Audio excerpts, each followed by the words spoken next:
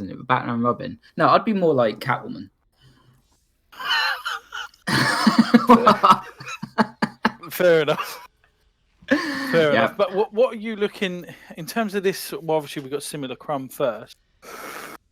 PVZ, what you thinking? Matt versus ZAiN. It's difficult to say because we've seen a lot of ZAiN in ZVP at Epic Land and stuff like that. He played a lot of Stargate stuff into kind of. He did a few 2.5 base all-ins, died to a few all-ins. So apparently our introductions were terrible. So we know a bit more about ZAiN, but this is honestly anyone could win here. So I think the players are just about ready to go though. You boys ready? We're ready whenever you are, mate. Let's get this show on the road. People don't want to be. People got lives to live before coronavirus gets us all. We do have AsTeR versus Mystic following this up as well. Which, mate, I was born ready. Oh, I've actually got. I forgot that they couldn't hear us, Richie. I've actually got typed on that we're ready. Any problems with the stream, guys? We are on a 2-minute delay, so. Type in chat and 2 minutes later it'll be fixed, but it should be all okay. We've got the fabulous ExoLightning, aka Exo, doing the observing and production side of things. So any problems, it's his fault. And we're getting into the game. Brilliant. Predictions. Oh, predictions. Hello, everybody. ZAiN to win, 3-1. I'm going for Matt then. What score? 2-0. 2-0. It's best of 5.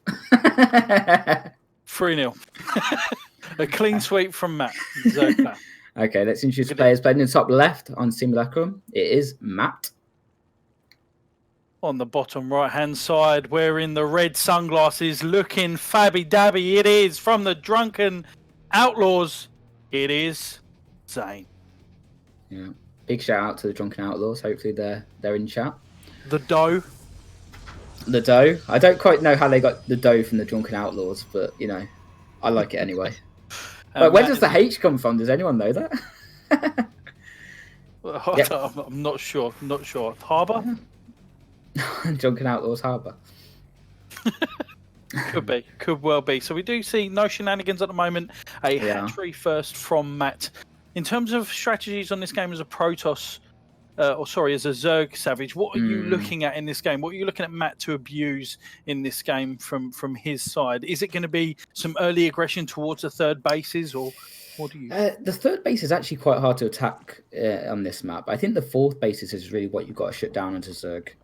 Obviously, this is a big map, right, in this map pool, so it's definitely a more macro-orientated map. So if you can put pressure on that fourth base as a Zerg and kind of going into that late game Brood Lord composition, then you're going to be in good shape. Not great for all-ins this map because it's quite long, slow roaches and stuff like that doesn't really work too well. But I did see Matt play Molten in, I think, the qualifiers, and he was pretty standard in those games. I mean, you have to bear in mind the MMR difference there is like maybe 700-800, but still he played pretty standard. Ravager, Lingbane into Brood Lords, very standard play. So I expect him to open up with something like that to start with. Now, I know ZAiN pretty well in terms of the way he likes to play. I'm expecting to see some Stargate play in this series, quite heavy dependence on this. And obviously when you're opening up Stargate, especially when we're seeing that Adept here and the lack of the Warp Gate technology being produced. There we go. Stargate does come down and Exo confirms that for us. Thank you. At the moment, we don't have a full wall off, obviously, because he would have scouted it. It isn't pulled first. And this probe is continually trying to scout whether there's an extra base, whether there's something extra that Matt's quite going to, throw at ZAiN. But at the moment, ZAiN's sort of bewildered at the moment. He's not sure of what's going on. As soon as this probe comes in, he's going to confirm that the third base is coming down. Looks nice and looks nice and safe so far. I think he'll be happy seeing that third base, right? Because it means there's no weird cheese coming out. And just to confirm as well, when you're a Protoss player, making sure you're using this shade just to try and gain information. The information you're gaining is he using the lava? How many queens is he producing? And is he still on gas? That gives you a huge indication of what the Zerg player is going to do. Yeah, I mean, let's talk about ZAiN quickly for a minute. So we've obviously seen the Stargate opening. ZAiN used to be very much robo opening focused, going back to kind of last patch. He did a lot of kind of 2 base all-ins off robo. but he's kind of changed his style a little bit, going for these Stargate openings and then later aggression. Oh, good damage here. Oh, slight error here from Matt, pausing that attack, losing an extra drone because of it. And if we have a look at the work accounts here, it's 26 to 35. ZAiN's been able to push himself a little bit further in this early game. Now with the second Oracle, he's able to apply more pressure, potentially defend a third base here if there is a commitment from Matt. He still does give up something here though, Richie. As you well know as a Terran player, he gives up map control, right, by losing those 2 adepts. Like, if Matt made a ton of lings right now, he wouldn't be able to take that third base. I mean, Matt doesn't even have to make a ton of lings, maybe like 12, 14 lings, and he'd shut down that third base. So a little bit risky from ZAiN, but it doesn't look like Matt's doing that. I agree, especially as now he's making his second, and now his third Oracle now. Yeah. So he's going to be using these Oracles to clear these lings up. If he needs to, because at the moment Warp Gate is done around about a good time. Doesn't need to spend that resource if he doesn't need to. But now it's really important for ZAiN to try and gain the information of what Matt is doing next. This was a very slight pressure. Matt has droned throughout this phase of the game. And to be quite honest, ZAiN getting that third base uncontested, it's looking good for him at the moment. I mean, the one thing that you have to bear in mind is that he's made these 2 to 3 Oracles, but they haven't got any damage done on either side of the map, right? I mean, this is something I was actually watching the Epic Land series, ZAiN versus Figaro the other day. And Figaro mentioned that if you make lings to pressure that third base, they can't really send the Oracles across the map. And we're seeing that here from ZAiN.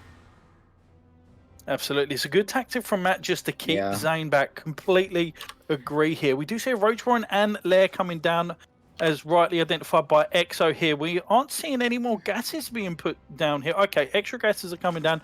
And how many gases will dictate how much, if not what kind of tech that he wants to do. Even though we do see the Ro8, sometimes it's not necessarily roaches that we see. Sometimes it can be straight into muters, or it could be something really wacky. But the gases were quite late, weren't they? I think they should have gone up maybe a little bit earlier. Oh, losing an Oracle there. Painful. Now that may not seem to be quite huge, but losing an Oracle at this stage of the game, there's less stasis walls throughout the map, less potential to one zap each of the workers in the bases. So, yeah, I mean, they're quite nice to have. If you've got 3 Oracles, and let's say Matt did some type of, I don't know, 40 or 50 drone Roach Ravager Ling all in, having 3 Oracles with full energy can really help with that defense. So losing one of them is pretty painful. Just to mention in the chat, there is a shout out from London Barcraft. How are you doing, guys? Brilliant. Oh, lovely jubbly, London Barcraft. We're on the stage. Zapping away the drones. You're bringing some good luck to ZAiN, you Barcrafters. Yeah, I mean, to be fair, I don't feel like either player's got a massive advantage right now. I think this has all been fairly safe and standard. Bit of respect shown between the 2 players, maybe. Do see +1 coming from both the players here. We do see Baneling, so it is going to be Ling, Roach, Ravager, Baneling. As it seems, there's no infestation pit. There's nothing early to see here. Immortals are being produced from ZAiN. A very, very safe opening from ZAiN at the moment. We don't see any extra tech here, whether it's going to be Storm. Yeah, ZAiN's not cutting probes, so I don't think we're going to see any aggression out of him. He's got a Temper Archive, so I would expect, I mean, if Storm doesn't start up, I'd start to think that aggression was going to come out. But, I mean, he's building cannons, getting upgrades. I think this is just going to be a longer game from ZAiN. Maybe trying to play some late game versus Matt. And this is really, really useful here from both players. You see Lings being thrown by Matt to gain information. You see hallucinating Phoenixes thrown to gain information from ZAiN. These guys are trying to figure out what each other is doing. And normally the trigger is an extra tech to be seen, but no one's showing their cards at the moment. But however, ZAiN... what do you think about this walkout here? I think this is just a fake to force out some units. I don't think ZAiN actually wants to commit here. I agree. He doesn't have charge. He's just got +1, but he's still making probes behind this. This is not a commitment. This might just be an attack. See if you can kill the 4th base and then recall your army.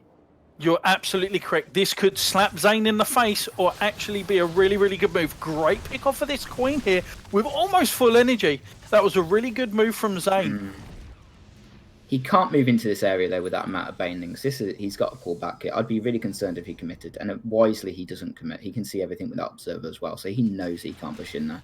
And it does look like he was trying to take the 4th base here, and the probe got sniped. So we do see Storm starts. Yep. +2's on the way now. Lovely jubbly. So this could be a long one, Richie. Have you settled in here? Have you got a drink and stuff ready? There's always long games when I'm bloody casting. I always get shafted with the bloody long games. I mean, this map kind of leads towards it. We do now see an attack from Matt, and these oracles are going to be so useful taking out the Banings here. He's got to watch out here. Both players pondering, getting ready to engage. The Banings coming around the side. Massive splash damage on the Banings there from the Archons. Oh, no force fields, and the Banings run straight into the army of ZAiN. ZAiN plummeting in supply at the moment, and he's got one immortal that's left. Great pick up micro to save that immortal. Yeah, I think ZAiN might be in a bit of trouble here. One warping might help him though, but he's lost too much stuff actually. No, this could just be it. Oracle's trying to do as much damage as only Zealots are left. 92 to 130, 140 supply from Matt. Yeah. Zealot run-bys. 1, 2, 3 workers are going down, but is that enough for Zealots being warped in at the moment? Matt is pushing forward. Is he going to take the first game? Matt's on a low drone count here. This attack has to work, I think. I don't think he can afford to transition from here. There's no infestation pit, no hive. Good bios there. But what is the response here from ZAiN? It's just making charge lots and immortals at the minute, not much else, and that's not going to be great versus his army composition. And he's charging through the natural. He's going to try and take out this last immortal. The warp prism's coming in. The robo is going down. Matt 133 supply 288 of ZAiN. More zealots being warped in. If those two Archons can finish in the main base, that'll be really nice for ZAiN. They're really going to be the basis of his defense here if he can get those Archons into action. And I think ZAiN might be holding on here. He needs to hold oracles and now back into the fight. The Archons are trying to do the damage, but there's too much DPS from this Ravager Roach army. No. Great pickup micro from ZAiN. Yeah, he does save those 3 units. One of the Archons was really close to dying, and maybe this next warping will actually... If he can hold on to this Aeon, even worker count Savage. I can't believe this is the game I cast again. A game that could be very, very close. Yeah, losing those 2 Nexus might be the downfall for ZAiN though. Like you said, he's got the same work account. He didn't lose that much tech. He lost the Cyber Core, but that was about it. He lost the Robo actually as well, I think. But he's still got all his Temper Archive tech and his gateway, so like that's fine. But what is the... You see a spy coming down from Matt at the moment, and these oracles are still alive. What do you think? Kills they're on. What do you think of the spy, Richie? You think that's going to be for Mutas? Has to be, right? Most likely, or Broodlords. It would just be a natural process of his build. So here's a question for you, a really quick one. If he had 3 oracles there instead of 2, do you think he holds that? No, I don't think so. You I think there was just too much. There's too much. There's too much stuff. Matt just hit a really, really good time. And ZAiN forced him to attack, and Matt went, let's go then, buddy. The Banings are stuck inside the main base. Yeah. Oh, nice reaction from ZAiN to get that warp in. He almost lost about half his mineral line. Oh, this is a great engagement from ZAiN. Is it enough? And the oracles are pushing the health of these roaches down, so the Archons can just sweep them away. 156 to 109 supply in favour of Matt. Yeah, but I mean, the Mutas aren't being produced. He does have a lot of Archons though, so making Mutas right now is a brave call. The safer plays to make the roaches like he's doing. But ZAiN's kind of all in here, right? ZAiN is on his last legs. He is on a crutch at the moment with his economy. Matt powerhousing on 4 bases. 111 supply to 166. Matt is trying to get up to, I believe he's got the Spire, and he is going for Mutalisks. So that is a good way to shut down this Warp Prism, because you can get the Mutalisks around the back, or you can start to sort of base trade or kill some workers around the back of the army. Doesn't want to lose his Oracle. Yeah, I think he wants to keep the pressure on with the Mutas, but I don't think he thinks he's got a big enough economy or advantage to go to Hive. I think he wants to just end the game here and now. Great cancel. These Oracles are getting 3 damage here, 12 kills on this Oracle. If there were 12 Roaches, that's 24 supply in units. Yeah, I mean, most of them are Ravagers as well. That's what he should be focusing down, and that's what he's doing. That's 3 supply every time, Richie. So that's a lot of gas, a lot of supply costs. A lot of Archons here. Now, if these Roaches and Ravagers go up that ramp and they get completely funneled by these Archons, different story. Oh no, ZAiN, don't go down that ramp. He's not controlling those units. There we go, he pulls them back just in time. But the Mutas are going into the main base. This is fantastic from Matt, pulling his opponent left and right, killing workers on one side and killing army on the other. This is great play from Matt. Really, really calculative play here. On the 3rd base, he's still positioned there with his units. The Stalkers move the Mutalisks away, but they could go into the natural then. Yeah, I like these run-bys by ZAiN. They have kind of kept him in the game a little bit, got drones each time, but the Muta damage is going to stack up here. 11 probes killed, Stalkers being killed, there's no real answer right now. And the run-by did get cleared up pretty much for nothing, so... And all the stalkers in the main have been taken out. ZAiN is still on his last legs. I'm not sure how long is he going to last. I mean, he's on lower supply, but if we have a look at the army supply, it's almost double for the Zerg player. These Archons could do something here. All the roaches are pushing into this splash damage here. Great vials here from Matt, and he's pushing into it. Look at the roaches just melting in front. My goodness gracious me. That one Immortal must be doing a hero's work there. How many kills does that guy have? 14 kills. Actually, not as many as what I thought. ZAiN is holding on still, but he's holding on, but to what end? What cost exactly? It feels like he's never really. I'm not sure what his way back into this game, other than Matt taking a really bad engagement, which I don't think he's really going to do. He's trying to get maxed out here, and these Oracles are still alive. Bearing in mind that there was Mutalisks out there on the field somewhere. Yeah, I think they all got sacked off, to be honest, but they did what they needed to do. They killed some Probes, forced some Stalkers, forced some Phoenix, and that was kind of it. And this is good, but this is a bad supply to be maxed out on. Like, if ZAiN was maxed out at this time and Matt was maxed out, ZAiN will probably have the advantage. ZAiN is still alive. He's still alive. Yeah, looking back, I mean, we kind of spoke at the start of the game about that 4th base. That's exactly when Matt hit. As soon as that 4th base was trying to be taken, he hit at that 4th base, caused a lot of damage, and ZAiN's been behind since that period of the game, really. Ooh. You see a run by of these Banelings down by the 4th base location. He's going to be attacking at 2 places. He's attacking into a choke, so he doesn't want to do this. So many roaches go down, but the 3rd base, the Banelings are going in, and 9 workers go down. The Archons are slowly being taken down with the really poor concave at the bottom, but ZAiN goes back up into the natural. And again, we have this stalemate. Let's have a look at the income at the moment. What is it?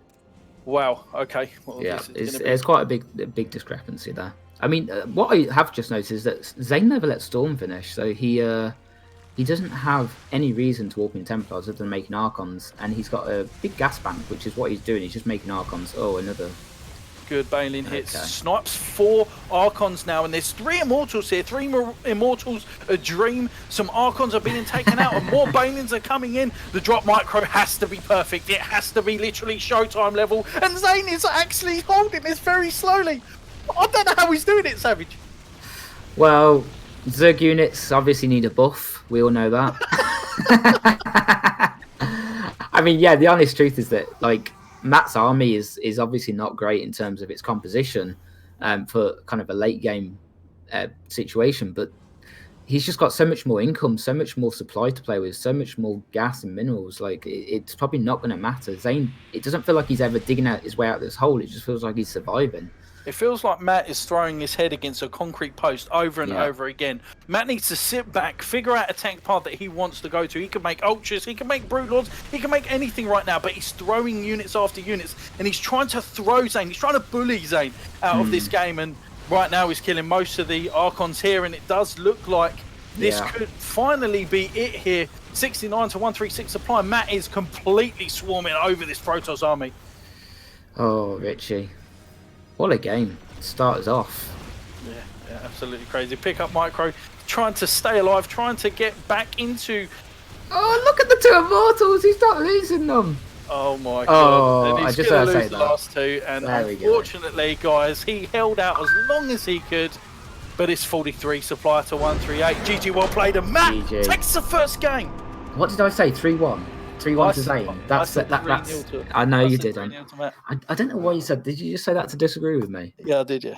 Ah, that's not because I don't know who Matt is. Matt is sort of like Matt is. Yeah, he's a bit of an enigma, isn't he? You know, he's quite high ranked. When I've seen him play, he's been really impressive. Beat Johnny Rico in the group stage. Beat AsTeR in the group stage. Has looked really solid from what I've seen, and takes the first game off ZAiN. Really, I mean, it was convincing in the sense that I never felt he was going to lose that game after the initial attack, but it just took a long time for him to eventually get the win, you know? When you're casting a game with me, mate, things go crazy. It is just the way the cookie crumbles, as the saying is. I mean, there's always crazy stuff. Yeah. What do you think ZAiN could have done that game? What do you think he could have done better? Well, ZAiN forced him to make units, and make units did Matt do. Yeah. So he forced him to make units. He may have forgotten charge. I wasn't sure. I'll have to look back at it. But they're just with the Stargate play. He made 3 oracles, which was all right. Could he have made a Phoenix? Could he have? Yeah. Could he have changed the way that his build order was to do an Archon drop behind it? Could do anything else behind that? It seems to me that there's certain styles that players are good and bad against. Some Zergs are very good against the Stargate opening. Some Zergs are very bad against the Stargate opening. It's just the way that it's played. What I would say is Matt was very greedy after the Stargate opening. He didn't take his gases until about 5 minutes in the game. Yep. And let's say you do a Stargate opening into an early attack, that's way too late. He's not going to have enough units out to deal with some type of all-in behind a Stargate. But with that said, if there's one thing that I would like to see about ZAiN is maybe an earlier storm. I want to see a Marjorie build. I want to see loads of zealots with one immortal and a warp prism with charge. And I want to see Matt get punished for that type of opener. Yeah, he shouldn't be able to get away with that. Any early mass adept, any early pressure, you can stomp that out. ZAiN's got to look inside his inner classic right now. And he's got to think, right, what would classic do? What would the chin toss do? I mean, one thing that we have seen a lot in PvZ lately is adept builds. You know, those early kind of, what are they, like 4 to 6 gate adept builds into like something else. Like that's been the transition. But with ZAiN, we're seeing Stargate into something rather than adepts into something. Maybe he should change that up as well. Maybe try a different type of build.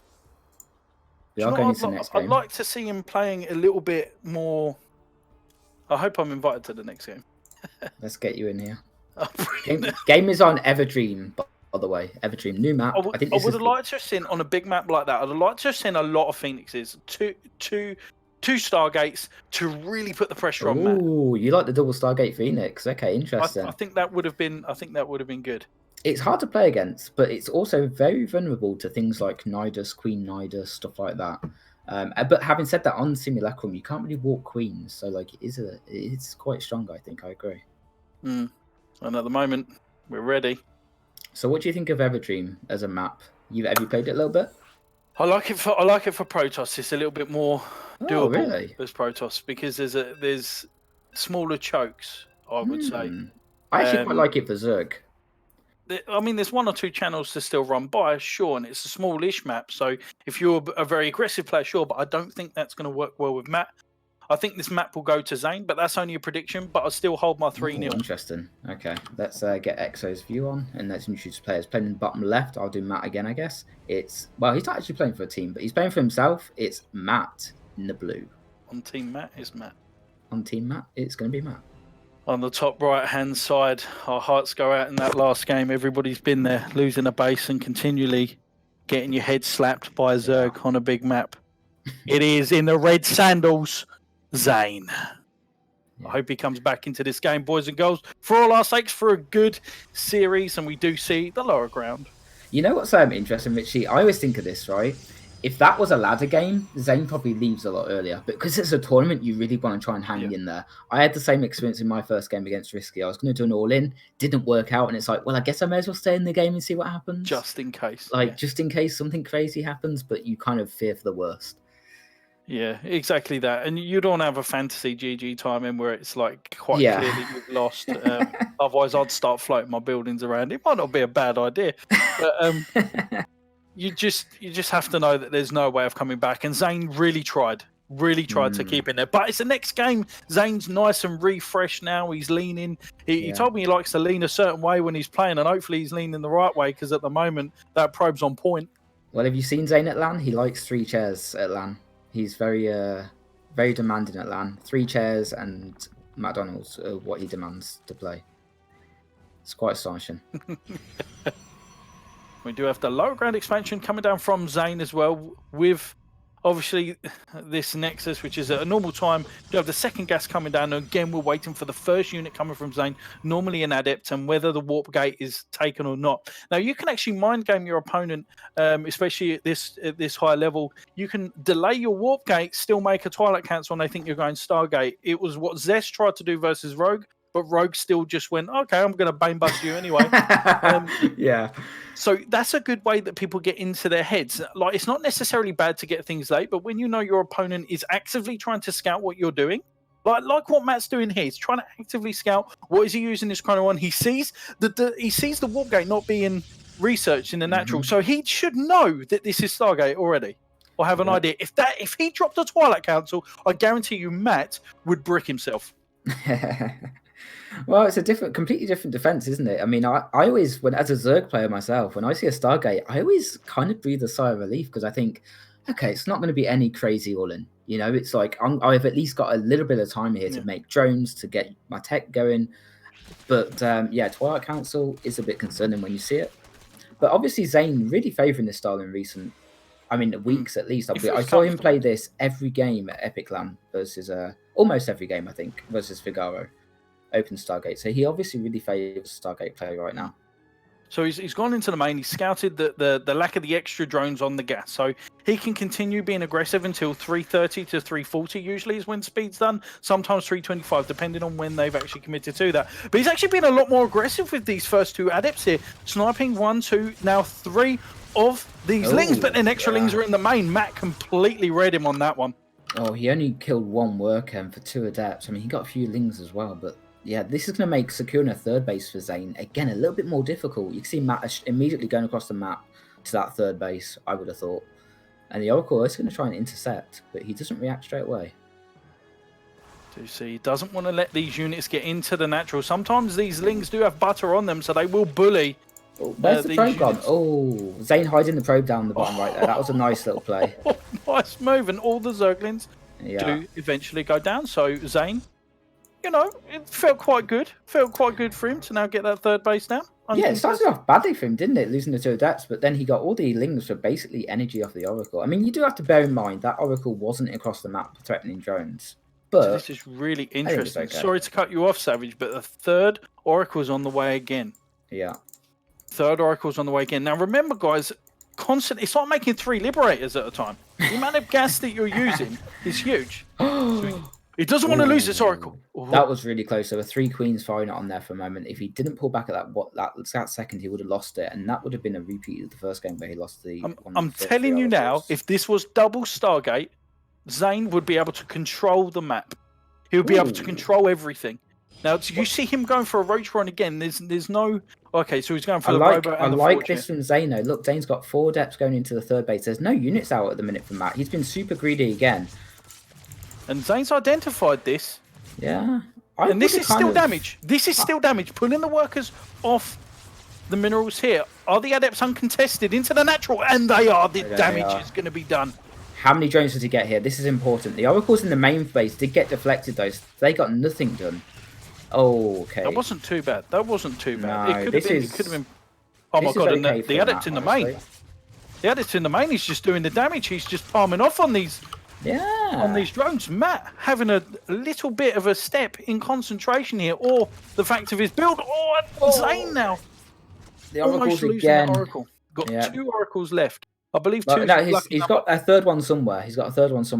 But look at the worker count though, Richie. It's pretty even, and at 6 minutes in the game, that is not good for Zerg. That is not a good sign for Matt right now. That the fact that those workers are even, and actually ZAiN even getting a decent sentry count up reasonably early. They're going to have a lot of energy on it, on them very soon. Now we see the divergence of build here from Matt. He's clearly studied the way that ZAiN or Protoss react to certain builds. He's not doing the same thing. Infestation Pit goes down. What does that mean? That could mean Swarm Host. That could mean quicker Hive. At the moment, Matt is pulling out some cards out of his bag. In this situation, I think it has to be Swarm Host. And I have to be honest, I play a lot of Swarm Host styles in ZVP. I haven't played it yet on this map. But just looking at the typography of this map, I think it might be quite strong. I mean, you could get you see where he's spreading his lings, by the way. Yeah, you see where he's spread. That's where the Nidus are going to be going. You can Nidus at third base very easily from where that link in the south of the third is. So this is going to be quite strong, quite tough for ZAiN to defend. I think. Let's see what happens though. And this is a fantastic decision from Matt to go into the Swarm Host. Can put his opponent off guard. And ZAiN should be able to see the Nidus Worm and the Infestation Pit. This is huge. If ZAiN has clocked onto this, he should be patrolling these Stargate units everywhere. Yeah, I mean, what do you think he should do here? Make a Void Ray? Yeah, make a Void Ray, or do you just? I mean, there's lots of different reactions you see from Protoss, right? Some of them play Blink Stalker. Some of them get Storm and just try and storm the Locust. Some of them get Void Rays out. Some of them get Sky Toss. I've seen all sorts of stuff. But at the minute, it doesn't really look like ZAiN's doing too much other than making static defense. He's patrolling his Stargate units, and he has been able to identify one Nidus. Yeah. He has to keep stopping these Niduses from happening. Yeah. He has to continually stop them. As soon as he denies one, he has to deny another. Oh, there's a push. There's a push in the middle of the map. Exo, there we go. What's this going to do? So the whole goal of this push, Richie, is to force the Locust to be used defensively. And look at that. Like he's doing it. Now he just wants to back off. I'm not sure about that warping. Oh, he catches an Immortal here. Oh, yeah. Great pickups. I'm not... Oh. This is is this a disaster? No, it isn't. ZAiN, I don't think it's quite a disaster. It could have been a little bit cleaner, not going to lie. But... he did what he wanted to do. He forced the Locust warping at home, and that was insane control not to lose all of that army from ZAiN. Yeah, think how late now this first wave is going into the main base. Actually, it's not even going into the main base. It's going to be shut down again. This is excellent play by ZAiN. Really well played. It's 128 to 166 supply here from Matt, and Matt's looking like he's had enough already in this game. He's pushing forward with the Roaches and the Ravagers. These Zealots are coming to say hi to this army, but they're going to get absolutely wiped out here. And now the Locusts are coming. We do have 3 cannons. We have 1 million of the Swarm hosts. There's Locusts. Can the Archons get good splash here? He actually lifts them before they can. I'm not sure about that move. Oh, these Immortals are doing some huge damage here. Bile's really, really good on the reinforcements. The Swarm hosts aren't attacking at the top. Sniping 1 High Templar. There's still 3 Immortals. Yeah. They're going to chew through this army. Oh, good Biles there right at the end. I mean, ZAiN is going to deflect this first attack. Is there charge?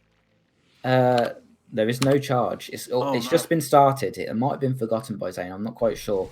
But I think he is kind of making it up. He's floating a lot of minerals, actually. I think he's kind of making up a lot as he goes here versus the Swarm host. He obviously wants to be aggressive with his style of play. Great surround on that Archon, using the using the units to actually surround the Archon, getting an easy kill. 188 to 124 supply here, and Matt is pushing forward to this third base. ZAiN, he just seems to have no answer here. There is some good counterattacks on his side of the map with the Zealots, though. They're getting some drone kills over there, and Matt did...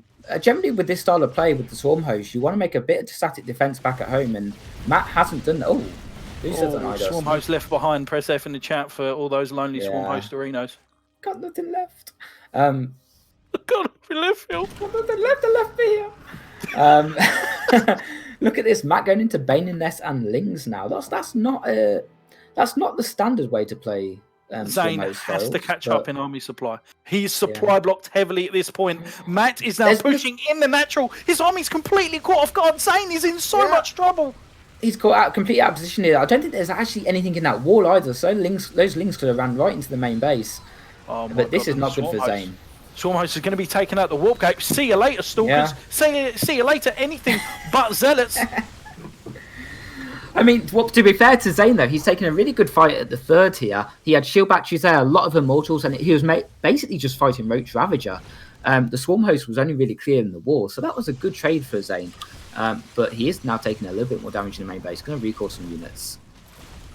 And ZAiN is just holding on again. He's as if he's playing with stilts at the moment, and he's trying to not fall off. He's losing his balance. He's on a tightrope with stilts, isn't he? Like he's really up against it. It feels like right now, just trying to stay alive. The style of Matt is completely countering the style of ZAiN, and it looks like it could be 2-0 up, but it could well hold this. But it's almost three times the supply down, and with the extra Archons being taken down. Oh, Richie, 23 probes. He's lost 47 probes. And right now, ZAiN, again, he's probably thinking about the next map while he's picking up all of these Immortals. This is some great drop micro, but you're going to have to be Jason Bourne to get back into this game, and that's going to be absolutely impossible. Matt is going to slowly push in. Yeah, I mean, on the it's actually pretty close again, but the big disadvantage, the big difference from the first game there was that ZAiN didn't have the economy. ZAiN didn't have the economy that he had in the first game to hang on for as long as he did. Really well played by Matt. It looked like ZAiN had a really good defense to start with versus the Swarm host. You know, forcing the defensive Locust, shutting down the first 2 Nidus, but just the damage over time just added up, didn't it? Why is my predictions? Oh, God's sakes, my prediction's already gone, isn't it? I went 3-1 ZAiN. Jesus. I didn't want to bet against ZAiN. I only betted because you were... I know, well, I wish I'd gone for I have to be the villain here. I know, ZAiN's my boy. even though he's on Drunken Outlaws. You know, I feel that all of that investment into these oracles aren't helping ZAiN.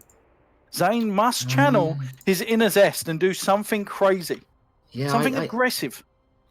I don't know, man. Like, quick adepts. He's been playing this Stargate style quite exclusively recently, from what I've seen it. And yeah, I have to be honest, I haven't seen him kind of beat Zerg players in this period that I'd normally expect him to beat. Yeah. I think, you know, obviously it's all right playing that style against Zerg players that are quite far below him, but when he's up against someone that's a similar skill level, it doesn't seem to be. He almost beat Terran there. He was obviously trying to abuse the Terran patch, but went jump into the game. Oh yeah, are you not in the party? Everyone bloody forgets me. Chat, tell them off. Bloody hell. Yeah. It's a best of what? It is a best of 5, and it is 2-0 at the moment to Matt. ZAiN is on the edge. ZAiN is leaving it a hell of a lot to the last minute to show everyone what he's made of, and I believe he's going to do it on this map. This is going to be a ZAiN map. This is ZAiNal Empire. All right, that actually sounds ZAiNal Empire. Well, what I would say is it's actually quite easy to secure 3 bases on this map. You know, if you think about it, it's a nice little triangle. You've got 2 chokes. I mean, granted, the one at the third's quite big, but the one at natural is quite little if you don't clear the rocks. So I feel like this is going to be a decent map if ZAiN does want to play the Stargate style, because, especially since there's, you know, the third base is a Zerg. There's usually clear air behind it, right? So you can get the oracles into the main and out of the main without them really being threatened. That's right. Do you want to do map for a change? Sorry, what was that question? Do I want to do Matt? Well, I know you do want to do him, but you know, it's a bit proceeding. Okay, the bottom left, playing in the blue trunks, it's Matt. And on the top right hand side of Eternal Empire, trailing 2-0 at the moment. Will he pick it up? Will he pull the finger out? It is ZAiN. Oh dear. So you think I mean, what's the bets here? If you were a betting man, do you think Stargate or Twilight or Robo? Well, I think we've got it right so far with the Stargate twice. Yeah. He has to go for quick adept push on this one. He has to try and throw Matt off of his game. He has to do something in that early game to mid game to do enough damage for Matt, because it seems to me when Matt gets into that mid game. I agree, mate. I agree. Yeah, you know, I'd love to see something different. I'd love to see something different out of ZAiN. I think to be honest with you, he might have been planning to do something different that game, because like there's lots of kind of 2.5 base pushes that you can do off Stargate with Triple Oracle, but he didn't have time to do it because hold on a minute. One in Hypecast with the probes coming into the main base at the moment. He's coming in. He's scouting no gas at the moment in the main base. He's counting the workers 1, 2, 3, 4, 5, 6, 7, 8 at the moment. He knows that it's not a 12 pull. The probe is doing a small little dance. He is currently being shift-clicked around the mineral line. Sorry. Nice job by both players there. You can see, so there's a little interaction going on here, and regular players will be aware of this. But what's happening is ZAiN is mining the minerals off some of the patches, and that means that you can't mine that patch. So it denies a little bit of minerals from Matt for just a short time. And to counter that, Matt is spam-clicking on the drone that's going to that patch and spam-clicking on that patch so it doesn't move to another patch. What I would say is ZAiN is making a slight error, because I think you're meant to do the closer patches, not the ones further away. But that's only a slight error. Guys in the chat, you need to raise your energy for ZAiN. If you want ZAiN to win, get ZAiN'd in the chat for me, please. We got little brother Razorblader. Go ZAiN, Volticus, go ZAiN. Both of those guys obviously went to a career with ZAiN actually, a couple of years ago now. And another Stargate opening here. Obviously, the delaying of the warp gate technology. I'd really like to see Oracle into Phoenix, then into another Oracle, so he can lift up a Queen. Try something a little bit different here as the Lings are chasing hot pursuit of this probe. You can imagine this as like a cops chase on the internet, couldn't you? Yeah, I mean, the Zerg can never go too far after it because the Adept will come across the map. But yeah, I mean, the Stargate, I mean, you kind of wanted to see Adept stuff, but I do think Stargate is good on this map. So AsTeR saying, what did AsTeR get? Message deleted by moderator for? What's he been saying? Oh dear. AsTeR getting out of more drama in the UK scene. Yeah, get AsTeR out. Toxic AsTeR. Scouting here again. Doesn't see a lot though. Yeah, no, doesn't see a lot.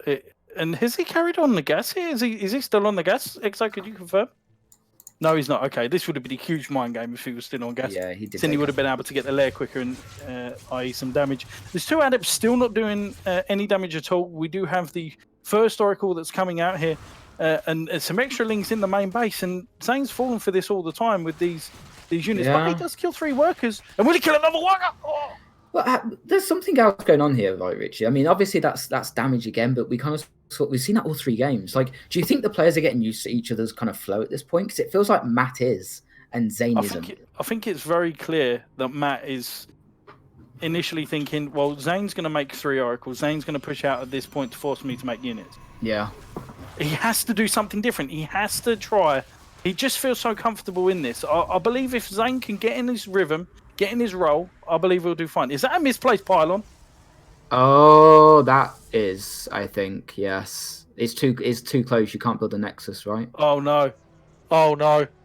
He's just realised. Oh, ZAiN. Oh no. Oh, I mean, no. if I was ZAiN right now? This is the point of where he changes it up and builds 5 gateways. Yeah, I think you either 2-base all in or you just accept the misplaced nexus. I think he's doing it. I think he's doing it live. Why would he kill the pylon though? I don't think he is, mate.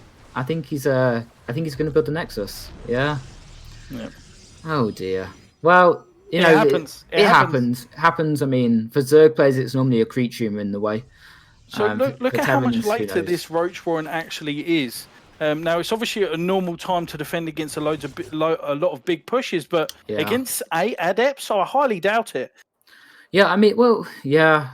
I mean, this Roach Warren time is normally to deal with like an Archon drop follow up or something like that. Like this is the standard timing, like 4:30ish to 5 minutes ish. It's pretty standard. Does he have 3 oracles as well? Does he have the 3rd oracle at the 3rd? He does. He has it. He just has it back at home. Same style. Yeah, it's exactly the same. Well, it's exactly the same opening, and we do see a forge complete, so it looks like he's going to transition into a longer game. What I would say, Rich, is I mentioned it at the start though, slightly easier to hold 3 bases on this map. Yeah, slightly easier to hold 3 bases. So that's why I think it's going to be a ZAiN map in this one. But with the delayed nexus, it does hurt it a bit more. We do see the Templar archives coming down. Yeah, so does that might be in an earlier storm maybe, or it might just be an Archon drop follow up. We'll see. The big question again is though, securing that 4th base for ZAiN is really where this game's going to kick into gear, I would suspect.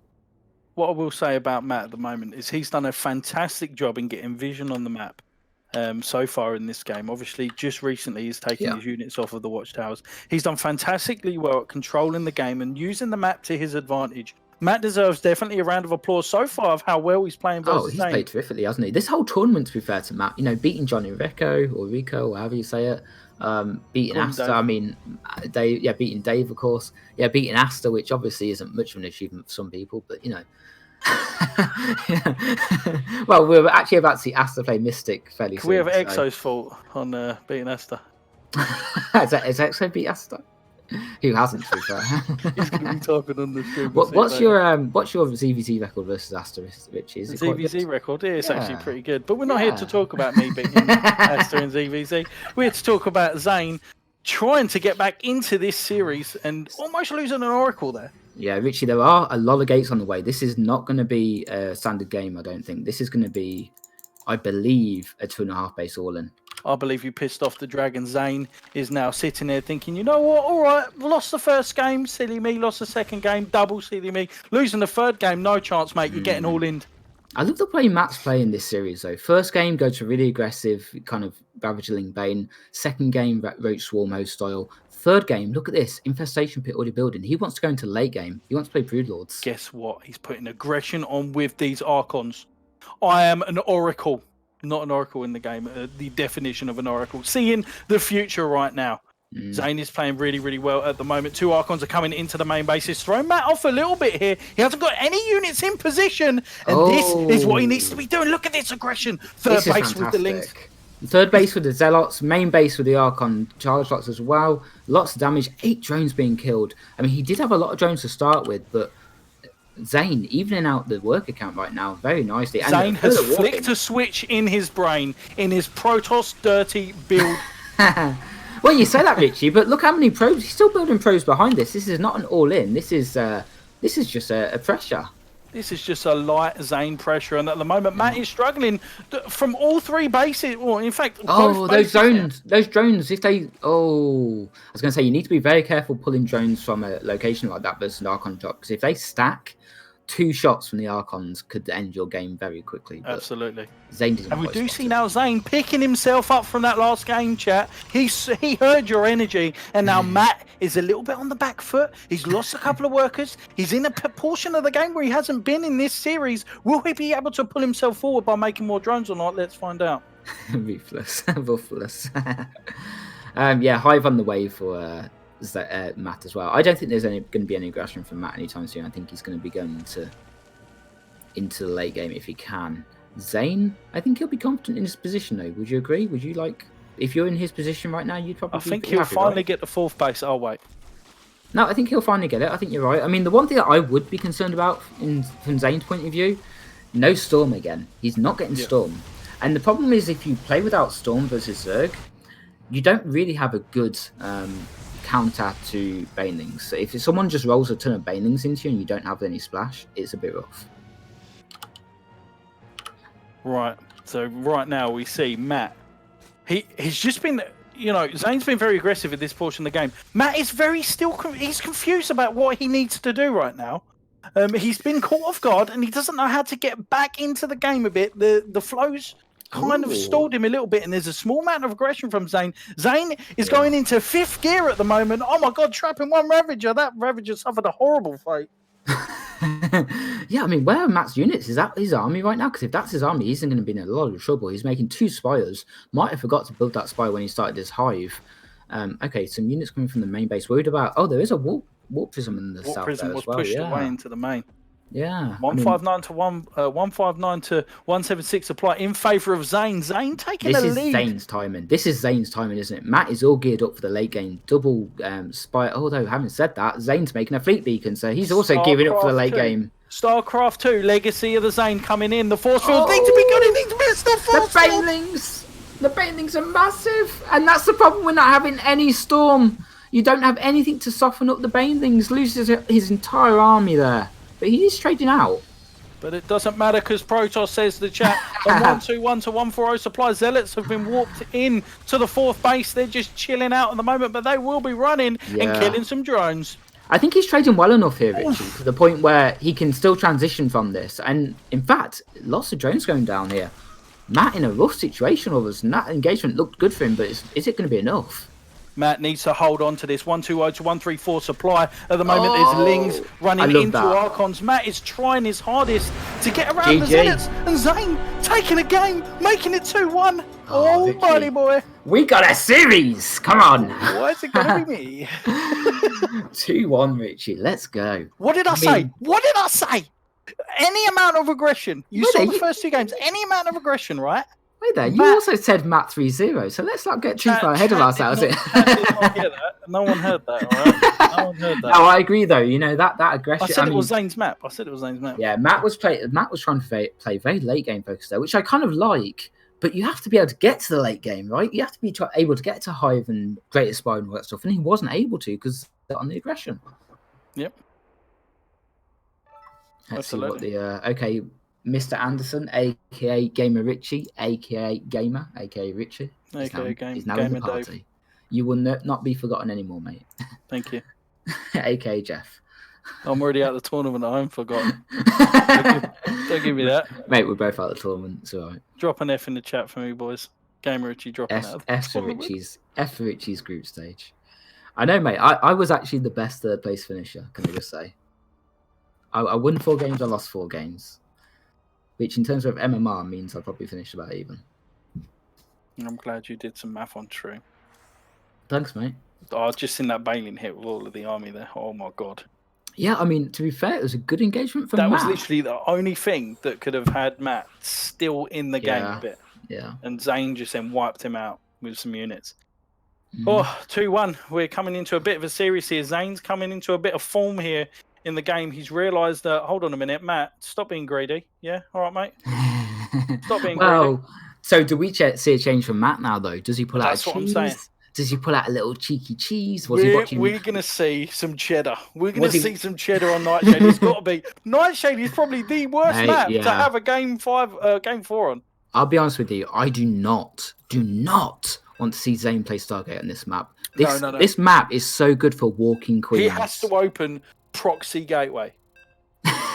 I just want to see some adept stuff, to be honest. I'm calling it. But, you know, would anyone like to see Cannon Rush or proxy gate? Let's get the Cathedral City out. Come on, let's go. Come on, get the cheddar. Right, boys, on the top left-hand side, trailing. Well, not trailing one game, actually heading one game, ready to take this series in his hands. It is from Team Matt. And playing in the bottom right, playing for the Doe, also known as the Drunken Outlaws. Give me the Doe. In the red, it is ZAiN. ZAiN looks like as if he's coming into a bit of form, stretching his legs, stretching his shoulders, thinking, all right, lost the first 2 games. I was a little bit, not myself. Now you're in trouble, Matt. Now I'm coming back into the match. Well, Richie, this is the fantastic thing about Best of series, right? This is what makes StarCraft so much fun for me. Because on a ladder, you're just playing, you're not really, using that psychology. You're just playing a build and trying to execute it well. In a Best of 5, or Best of 3, or Best of 7, there's so much psychology that goes into it, isn't there? Oh, he did this last game, so I'm going to do this game. And then he did that game, so I'm going to do this game. Or does he do it again? Well, and ZAiN opened up exactly the same, but changed very small bits to allow him to be really aggressive. And that was the difference between ZAiN game 1, game 2, game 3. ZAiN was like, no, I can't allow you to get to the units that you want in this game, buddy. We're going to be just applying aggression. And Matt didn't know how to stabilize after that. He really struggled. He really struggled to get back. But Matt's been playing fantastically so far. Will he close out this series? Guys, ZAiN, give me your energy. Matt, give me your energy. Let me know who you want to win this series. By the way, if ZAiN does win this series, I was just thinking about the maps. We are going to have the last map be either ZEN, Golden Wall, or what's it, Purity and Industry or something like that. 3 very unusual maps. That could be a really interesting game. Just waiting to see, though. Is it going to be Stargate? I really hope it isn't, because I really don't like it on this map. Well, I'll tell you what, if it is, he's going to be getting all in by Zerglings, Roaches, Ravagers, and Queens, because build on this map is disgusting. And if you're not a Zerg and you're not doing it, and you should be ashamed of yourself. Learn the build on this map is so easy. It's really easy, and you can do it reactively as well, Richie. You can open really standard, and you can get a standard Roach one time, and all that stuff really standard. There's nothing to scout really for Protoss, and then you just say, okay, pull all my Queens, walk across the map, let's go. 14 to 50. No warp gate. What does that mean? Stargate again. Oh, okay. Well, let's see. Is Matt? It was a side, but I also trust. I'm not a Protoss player, and neither are you. I trust that ZAiN knows what he's doing. I just fear for him to lose those Queen Marches on this map. Let's try and delete that dude that's in the chat, putting images in the UK StarCraft 2 chat. Don't click on it, whoever it is. I know it'd be kind of late. Can't post links in other chats, Virgin. Right, let's carry on with the game. 34 supply to 38. ZAiN at the moment is obtaining an early lead here. Let's have a look at the worker count here. 30 to 25 there shouldn't be that much of a difference in worker count. Is Matt a little bit? There normally isn't, but it's because Matt's made additional links, because again he's expecting this double adept stuff. ZAiN isn't. He's not doing it. He's not going to do it. I love that. This is going to help him get that third base up just that little bit easier. And look at this. ZAiN at the moment playing like the Protoss he should have played at the start of the series. Matt is thinking, hold on a minute, computer incomplete at the moment. What's going on? You did this build in the last game and you lost your Zealots, your Adepts, buddy. Why aren't you losing them again? I like this pylon position at the third, by the way. It allows the Adepts to get between the gas and the pylon and protects the probe and everything really nicely. And it does actually allow, also, because he's kept those 2 Adepts alive, Richie, it allows him to send the first Oracle across the map. Brilliant, good play. No Spore Crawler, but he does have 2 Queens there. Yeah, you can delay that Spore a little bit. You can actually throw Banelings at Queens. The next patch, they will be able to start throwing units. It's about time they started buffing Zerg. Completely agree. Queens can morph into lurkers in the next StarCraft. Mate, I want to go back to that patch where they thought about Banelings moving underground. I thought that was fantastic. Oh, absolutely.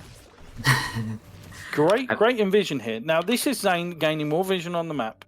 He knows that, or he will know from the eggs. Look, and he's doing the early adept pressure. Good scout by Matt, though. Matt does see this coming. Good scout from him, and he did keep those lings alive in the early game.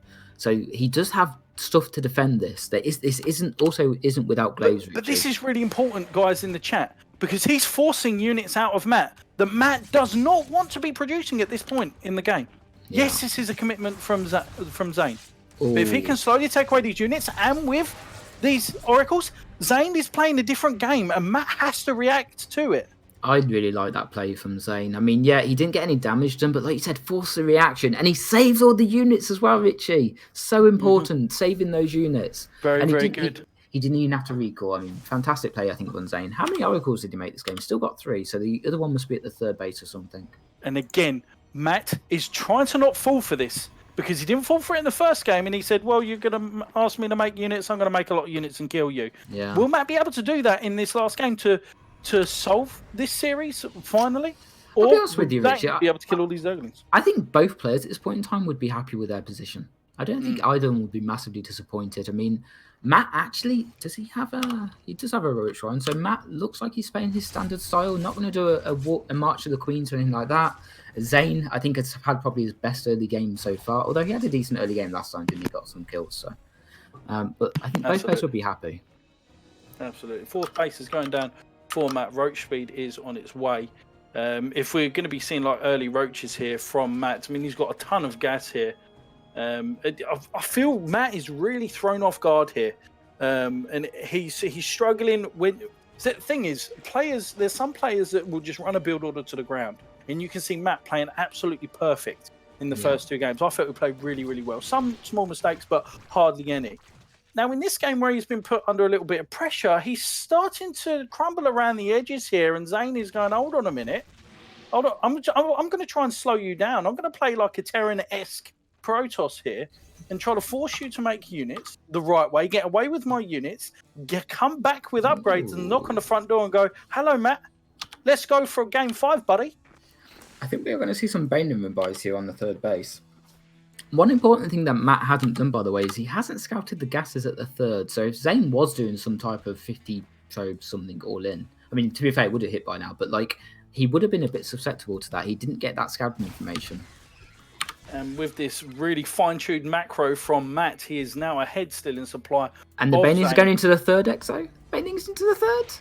Oh, there's cannons there. Oh, okay. ZAiN really prepared for that. Great hold on that 3rd.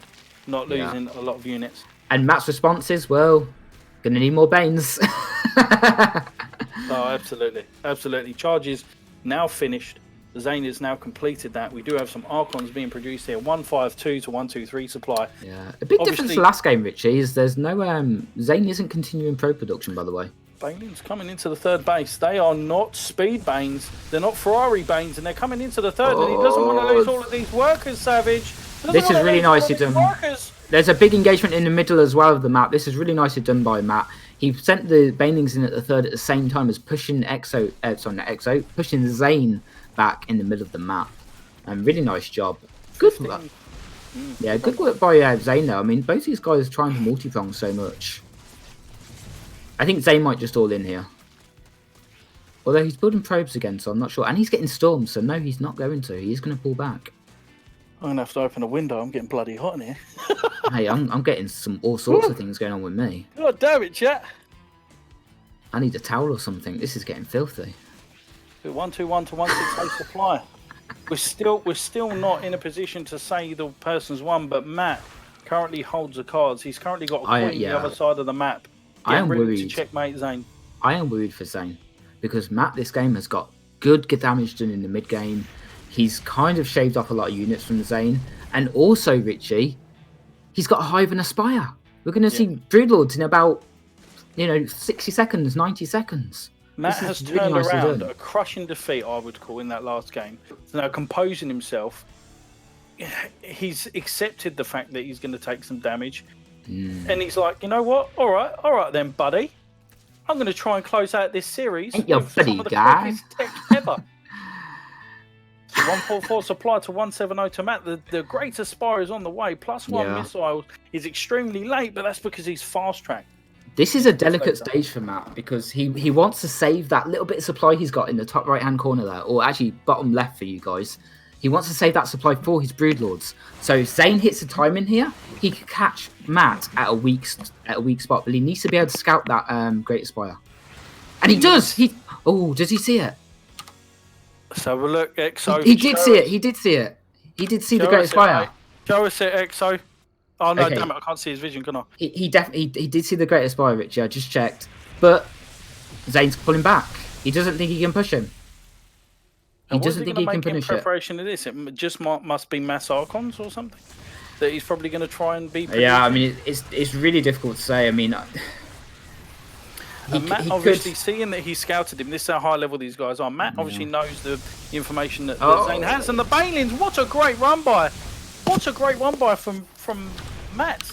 Yeah, that's perfect. Too many probes lost for ZAiN this game, I think maybe, but this might be ZAiN's push right here because I don't think it's going to get any better for him. He's not making anything to deal with the Broodlords, Richie. So what? He has to push, right? He has to go. I mean, he's pushing in now, and two of the Broodlords are complete. The Vials were outstanding in the middle, but great dodging from ZAiN. It seems to me he's been watching Matrix one too many times. I mean, he does have Storm as well, but is he going to back off? He's backing off. He's making probes. I mean, Matt does only have 60-odd drones as well, Richie. He lost 7 drones there. So, Warp Prism going down the main base. Oh, okay. That's a bit painful. Matt, again, controlling the game. It feels like he's controlling the game here. Putting ZAiN in a box, kicking that box down the stairs, because every time ZAiN tries to get out and breathe, Matt is literally coming round like a coronavirus and stopping that airway straight away. Matt is literally taking the breath away of all Protoss players here. He's playing outstanding. What a great stasis squad. That's exactly what ZAiN needs to get back into the game. And oh my God, I'm going to go into my betting voice. Okay, Richie. What, your horse racing calling voice? You can go for it. Right now we have ZAiN going into first place. We do have the 2 Zealots taking out all of the drones in the 3rd base. Right now, 2 of these Zealots are completely killing. The Banelings running into the army. And oh my God, 145 to 179 supply. Matt's left his Broodlords. Matt, you've left your Broodlords, mate. Yeah, you might want to come pick those up, Matt. You left your kids at school. Recall. I mean, yeah, this is really smart from ZAiN. He knew he couldn't beat the army with the Broodlords there. So he tried to do a counter-attack. Matt pulled all of his ground units back, but he's going to answer, and the Broodlords killing everything. Yeah, he doesn't have Blink, Richie. He doesn't have anything to get under the Broodlords. GG goes down, and Matt takes the series 3-1. Oh my God, and my prediction was right apart from one go. Oh my days. I need to get a drink of water after that, guys. Yeah, I think we're going to take a quick 30-second break because I need to feed the cats. Exo, I've scared the neighbours next to me, so can we have a 5-minute break, please? The neighbours are scared. They're holed up because of Corona as well. You've made it even worse for them. Cheers, guys. Just make sure we get a word from Exo that we will see you all in the next series, I believe. And what is the next series, Savage? Next series is going to be our man AsTeR, former Fog player, current TSI player, versus Mystic, also a current TSI player, I believe. So a bit of a team kill there, but it's going to be a ZVT. ZVT, brilliant. We'll see you then, guys.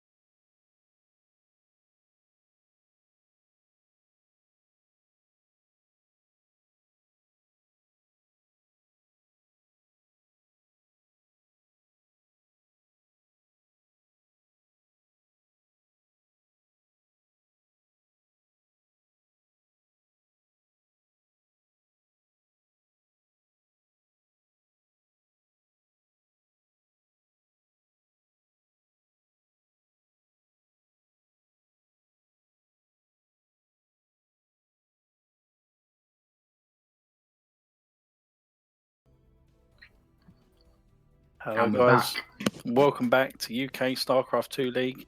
It is me, GamerRichy once again, and I am joined with my Robin. You mean your Catwoman? To be fair, I always like Penguin. Either way, this is Red Dragon Savage here. And who are you playing for, Richie, these days? Peak UK. Yeah, Bridging off into StarCraft 2, their Rainbow Six and CSGO team. Yeah, it's really exciting. We're ready whenever Exo, big shout out to him on the production. Yep, making it all happen. So whoever's, well, he's been observing through the last series, and I've got to admit, captured absolutely everything apart from a Warp Prism run by, which we will give him feedback after this series on, I'm sure. Yeah, so we have a ZVT. We'll write to the series about that. Yeah, this is a ZVT, so this is a bit more your street, Richie, but let's introduce the players playing in the bottom right. In the green shorts, it is AsTeR. Also playing for TSI. Please note this is a team kill. Warning, team kill alert. It is Mystic. Playing in the red colours, in the red trunks. So at the moment we have a TVZ, and TVZ, obviously this is my lovely, it's one of my favourite matchups, TVZ, because you can be so versatile in the way that you approach it. You can do Mass Reapers, you can do Proxy 4X, everything that I do not do that gives me an advantage in the tournament, GamerRichy will not do. GamerRichy will play standard and try and do what he can do to win as respectfully as possibly, but that's going to change very soon. But AsTeR, the respectable person he is, he's not cheesing in this game. He's going for a hat-trick. Oh, actually, before we get into it, Richie, predictions, let's go. Predictions. I think this is going to be 3-1 to Mystic. Okay. I tell you what, I'm going to back my boy AsTeR. I'll go 3-2 AsTeR. Why not? I mean, I do have to say, Epic Land, these two played each other, and Mystic won convincingly 3-0. That was last month. So Mystic does come into this as a favourite.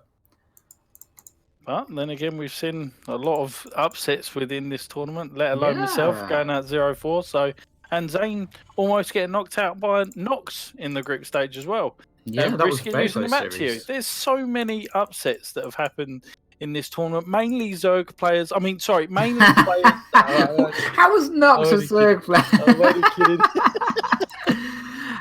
Well, we do see a completely standard opening so far. Reaper expand. He does build the one Marine behind it, so Mystic may be a bit concerned about pull first from AsTeR. But otherwise, nothing to note. He has scouted it, so this is a common theme for Terran players. We want to know whether they're going pull first or not. He's identified that it isn't pull first. He's going to be able to control this natural with the Reaper as much as he can. Try to get a couple of hit points of damage to these Zerglings. Feels really good if you can kill all of the 4 lings, but if you don't, it is what it is. The Queen comes out and you've got to try and then deny the first creep tumor. Absolutely. And at the moment we're looking into a 1-1-1 here. Double gas has been activated. We don't see the Queens as of yet because obviously with this really early third. And right now it's just a really plain and simple opener. We do see the Queen coming out now, so he should be looking to try and plop down this creep tumor, pushing the Reaper away. As soon as the Reaper goes away, oh look, Mystic's trying to come back in. He's trying to snipe it.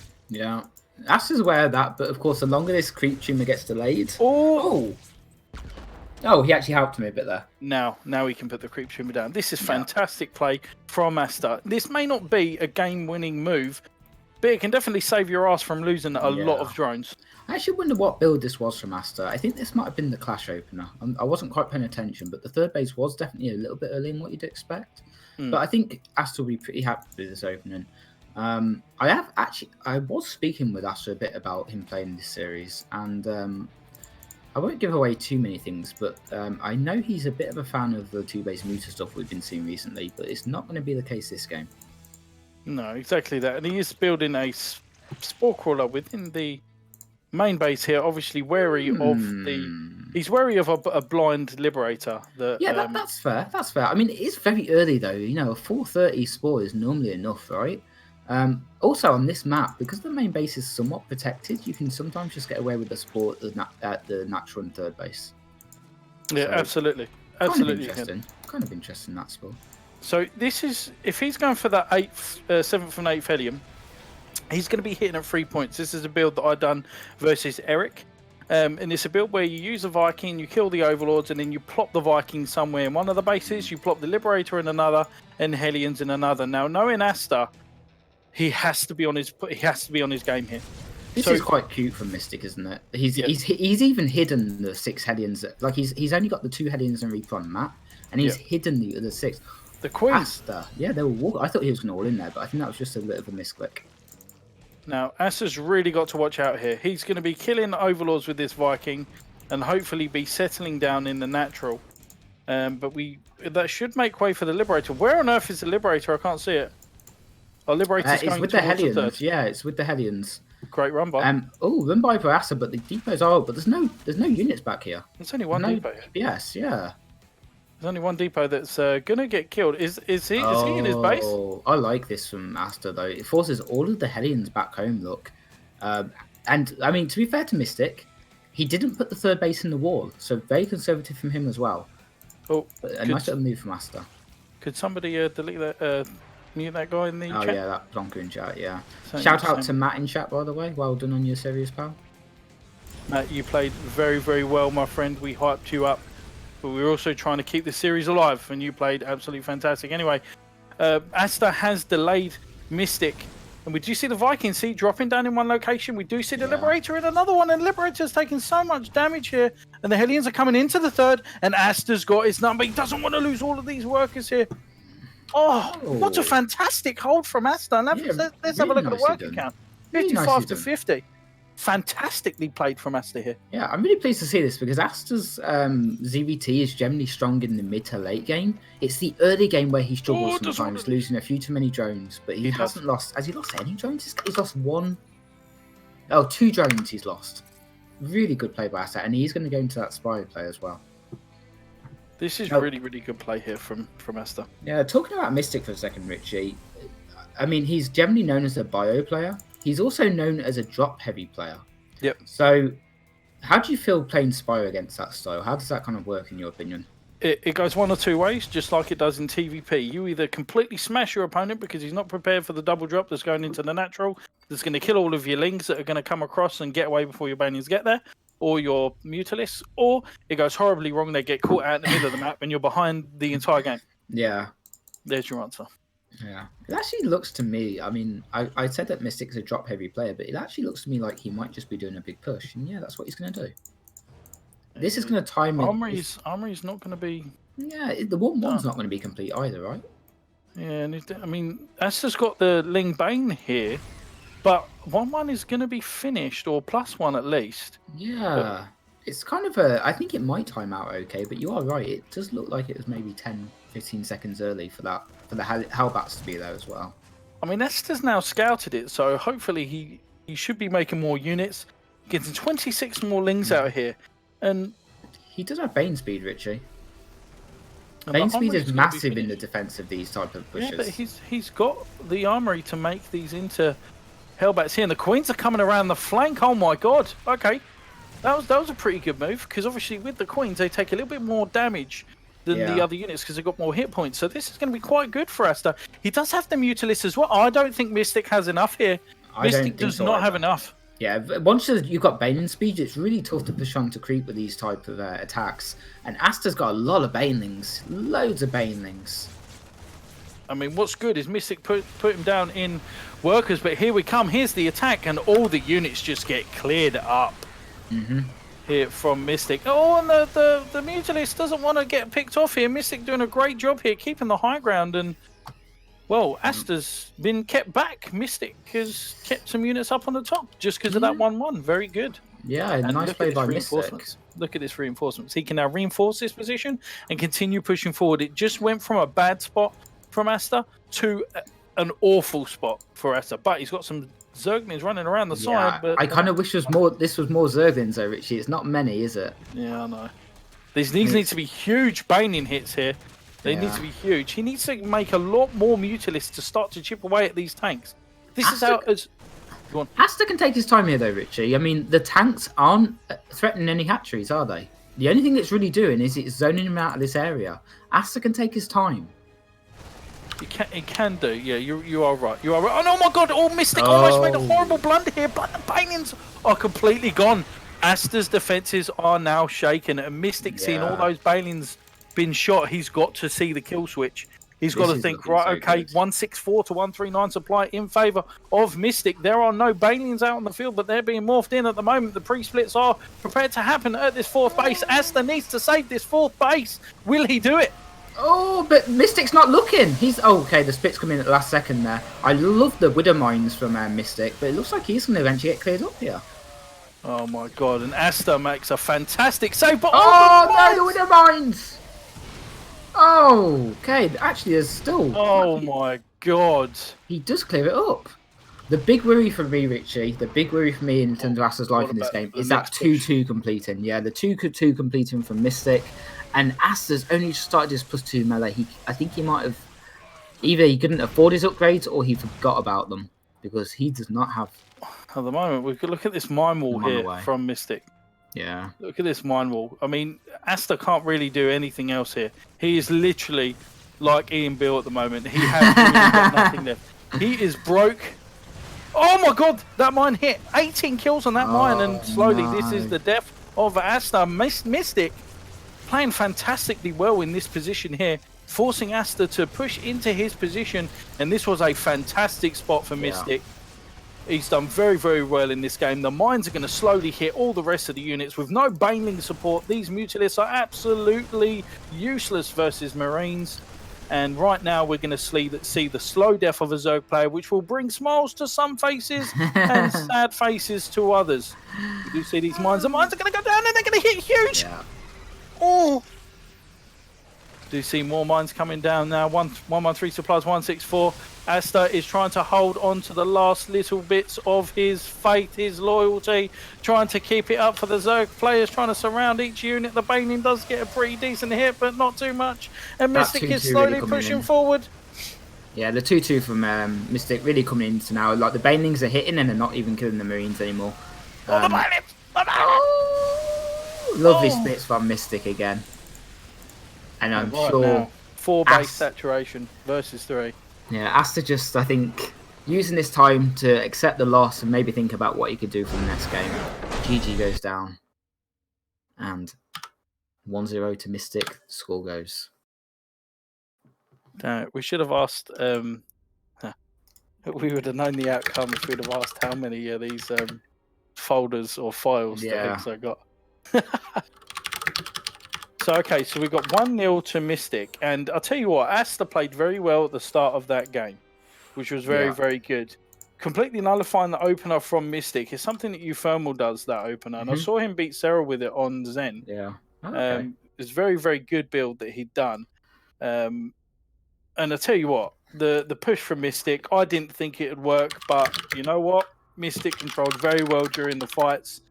AsTeR probably should have committed where he should have done a bit more. Maybe he's got commitment issues, but you know, he should have really stopped him from continually having that section up there. A bit better splitting, chat, and it probably would have helped. Bit better splitting. Sorry, you can probably hear my keyboard there for a moment. I think, you know what I would say from AsTeR's point of view? He should have, when somebody does that type of push with 2 tanks and a small group of Marines, you should be running by that type of push, I think. I think if he had done a big link, especially when they're not threatening a base, Richie, I think if you do a big link counter-attack, it's normally better than trying to crush the push, you know? So I maybe would have... And AsTeR knows that, so I'm sure he would have thought about it and decided against it. But yeah. We can go, Exo. We'll talk. We are ready, mate. We are ready. I was born ready. We'll talk while we're going so we can get the scoreboard up in the chat. So, Golden Wall. What are your thoughts on Golden Wall, Savage? Okay. Well, it doesn't matter if anyone hits. So, I was actually online with AsTeR in the end of last week, and we came up with, and I say we, it was really Raza and AsTeR came up with a build for this map. But I'll explain it a little bit more in a minute. Let's introduce the players.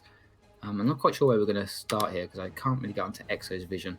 I'm going to start on I guess it's bottom left. Bottom left, playing in the green swimming suit. It is playing for TSI, AsTeR. And we got on the bottom right hand side wearing the light red Bikini? latex BDSM gimp suit. It is Mystic. Yeah, so the build it's designed to look very much like 2-base Muta, but it's actually a very quick Nidus. Now, this would work well if you were playing 2-base Muta, but AsTeR didn't play 2-base Muta in the first game, so I'm not sure if he's going to play it this game. But we will find out. But it's a bit of a cheese, but this this map is quite nice for Nidus in the main because you don't have a lot of vision to the outskirts of your base. If you look to the south of the Terran base there's quite a lot of dark area that you can't see without buildings there. So an early Nidus is quite strong. Absolutely. Well, we'll know if it's anything special if there's extra workers on the gas. So he goes past 100 gas and then he continues mining the gas. That's normally a good tell, which is so hard to scout on this map. I mean, that's what I mean, Richie. Yeah, I mean, you really can't tell whether. I mean, if Zerg takes the back base, you can't really tell, right? Because you can only get the reprint at the natural, and to get to the main base, you've got to go through the natural. So it's really tough to know what the Zerg is doing. Absolutely, and we do see a Reaper Expand from Mystic opening up. Obviously, you guys will know that Reaper Expand is the safest opener. The reason why the Reaper's the quickest unit on the map at that point, and it does good damage versus Zerglings. That's why you don't normally see slow Ling rushes. You see the Marine after the Reaper, and that indicates it is a 1-1-1. If there's a Reactor after the Reaper, it's normally a 2-on-1 because you're saving the minerals for the second barracks and using the gas early on.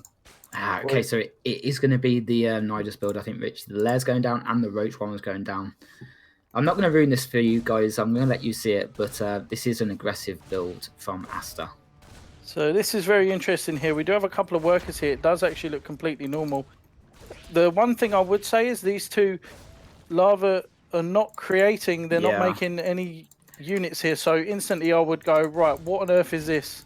Exactly. That's a. Well, he doesn't want to lose this. Doesn't want to lose the creep tumor. Oh. Nice play though, AsTeR. He did set it back a little bit, Richie, if you notice. So like it just helps you protect it a little bit more because you can get the links for the Reaper as well.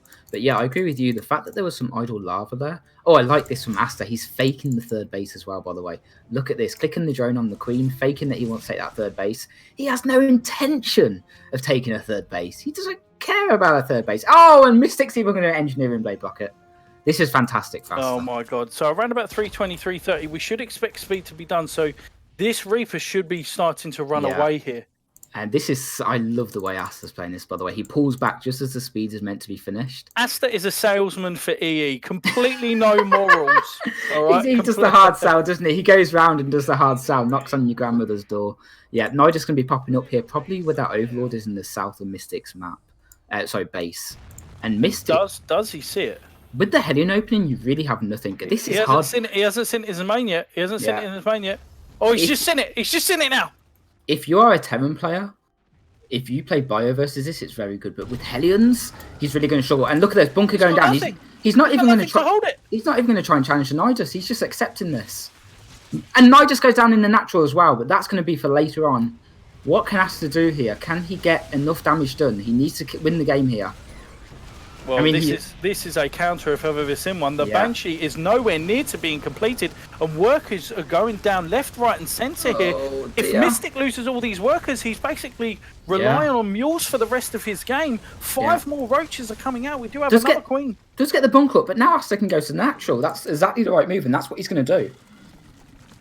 He should probably try and get a second queen out. I don't know if he's made one or not, but a second queen would help shut down the Banshee. This is a fantastic build, well thought out from AsTeR, killing a lot of units here. Mystic, 32 supply. The SCV's almost got trapped out of the base there. Okay, but here's the interesting thing, Richie. Does this game go on? Because Mystic has kind of held a little bit. With the Banshee out, you'd expect him to be able to hold from here. Yeah, but as soon as... Look, he's making an extra Nidus. I can't imagine this is anything but, buddy, I've won this game. That's a lot of roaches, yeah. He might just take too much damage before the Banshee can really come into play. I can't see him losing this. However, this is AsTeR, so I'm not too sure what could happen. There's a lot of units being killed here. The creep tumor definitely has to be killed here. The creep tumor definitely has to be killed. Yeah, he can't land that main base again. You're absolutely right, Richie. If that creep tumor gets up, he cannot land the main base. Right now, Mystic is sort of holding straws at the moment. He's like, can you just give me a break here? Can you give me a break, AsTeR? This is a fantastically well done build. This is a great salesman tactic from AsTeR. AsTeR's not making any more roaches, by the way, Richie. He's going into queens and drones, so he's looking to transition from here. He thinks he's done enough damage. I'd like to see a Spire, personally. I think if you go Spire here, you really shut down a lot of this Banshee stuff really quickly. Absolutely. It's the only logical thing to do from this point here. Is you go Roaches to Ravagers, or Roaches to Mutalisks, and they require 2 different units. One requires more Marauder heavy, tank heavy, the other requires Marines. So it seems to be the logical way forward. Ooh, disbend the gas on Ravagers, though. Oh, almost boiled his own his own creature in there, but got a couple shots off on that Banshee. That might actually be important as the game goes on, because the those 2 Banshees now won't be able to take out a Queen without taking... Thing is, he can keep making these Nidus Worms and keep denying the mining. He's already denied the mining completely off of the main base, and with these Ravagers here, and with this extra Queen up on the high ground here, he's attacking. Oh my god! And he's just taking out both of these Banshees. What a bile! And that's GG. Wow, that's GG. Wow. I mean, what a build. Yeah, that is. It looks like it. That is a build that that we were going through with Razorblade the other night, and yeah, it's very strong. Looks very similar to 2-base Muta, doesn't it? But it's not quite 2-base Muta. The thing is, alarm bells would have come off. Now, I wouldn't assume AsTeR wouldn't be making drones at that point. Alarm bells will come off to me. The fact that he would be so willing to show his units with the drone, like you can tell with the unit movement that someone doesn't want to do something. Yeah. Great engineer blade, but great idea. Fantastic idea. Yeah. Really, I think that really hard counters Mystic style, to be honest. Mystic pretty regularly opens the Hellion into bio, and pretty often, apparently, it blocks the 3rd base with the Now, this could be the turning point in the series, because when you've lost to something like that and you haven't scouted it, and please believe me, guys, you'll be so frustrated that you've lost in a fashion like that, or I definitely would be. Because I was expecting something else, and a Nidus was in my base. What is going on? So here, let's introduce the players actually quickly. That's a good point. So playing in the bottom left for TSI, it is in the green suit, full of. It's AsTeR. And on the top right-hand side, wearing the multicultural flip-flops, it is Mystic. I never run out of apparel. So, how do you feel about 2-base Muta from this position? Having just shown that build, do you think he'd go for it? I'm not sure what he's going to do. I quite like the mind games behind playing a 2-base Muta now, though. I'm not sure to be honest. I mean, it would work out if Mystic scouts it. If Mystic doesn't scout it, and he's going 2-base Muta, and he comes in with the 6 Hellions and kills all the drones, it's over. So it relies on what Mystic sees. Now, AsTeR has to let Mystic see it, like in the first game. Yeah. Has to let him do it. Now, AsTeR at the moment is leveled off this game, boys and girls. I called it 3-1 to Mystic. What did I say? 3-2 to AsTeR, did I say? 3-2 to AsTeR. I don't know what I was thinking there.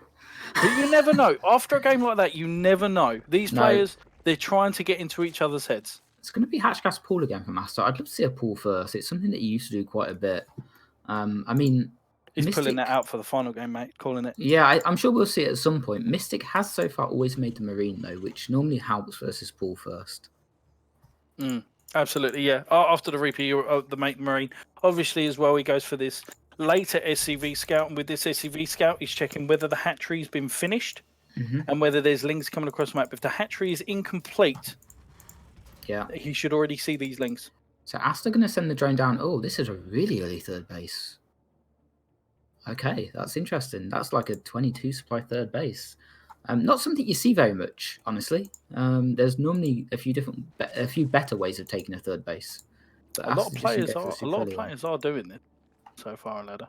But it's just that everything's a little bit later. That's all.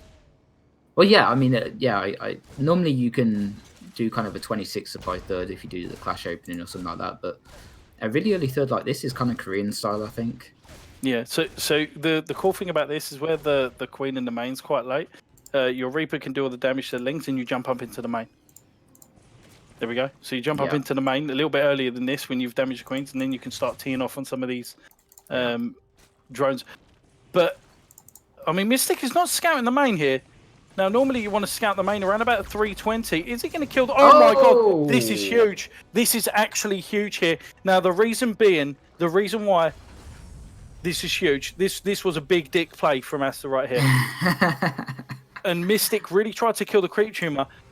Mystic doesn't know. Mystic will not know what happens. Yeah. He has to send the first 2 Hellions to go and scout over the other side of the map. Otherwise, he won't know what's coming. And he has to try and prepare for everything. I fully expect him to open up Banshee. There's nothing else, or Viking, or cut Hellions, or do something different. I can't see him just playing normally against this. I mean, just to clarify, Richie, just to clarify, the reason that Richie thinks he has to do that is because he's going to be denied of all scouting information now for a period of time. By losing that Reaper, it means that he has no idea what's happening. And actually, you're right, Richie. 2 Hellions going into the 3rd base super quick. He has to see it, and he has to see drones being made on that 3rd. He has to see it. He still sees no drones at the moment. He isn't even checking. I think, look, and he opens up the Viking. He's opening up very... he's opening up standard and normal as well. I'll be honest, if I kill a Reaper like that, half the time I throw down a Roach one and just send 8 Roaches across the map. So Mystic, rather, I was going to say Mythic then, Mystic is kind of fortunate that AsTeR didn't do that, because I don't think he would have been prepared in any way, shape or form. No. Like, he's going into Viking, into this does not deal with any type of aggression. And this is a great Zergling position for AsTER, seeing the extra Hellions. Yeah, and the natural. Lovely. This is perfect positioning. That's very nice, yeah. For him. So he's going to see exactly the amount of Hellions here. The Vikings still searching around. I mean, Mystic is searching around for these imaginary Zerglings that are around the map here. And he's neglecting to do any damage here, which is interesting. So he's going to kill that scouting link that's here, and he is going to take control of the map. It is Mystic, and we do see, where is the Liberator? Not quite out yet. And where is the Viking? Viking not doing any damage here, not got any kills. Yeah, I think AsTeR might have forgot his Bane Nest here or something for a little bit. His build order looks a bit odd. The Lair's almost done, but he doesn't have a Bane Nest. Start Bane should be halfway through, shouldn't it? And the Hellions are going to run here. There's 8 Hellions. No, this is huge. AsTeR needs a good surround, and he does get a surround on these links here.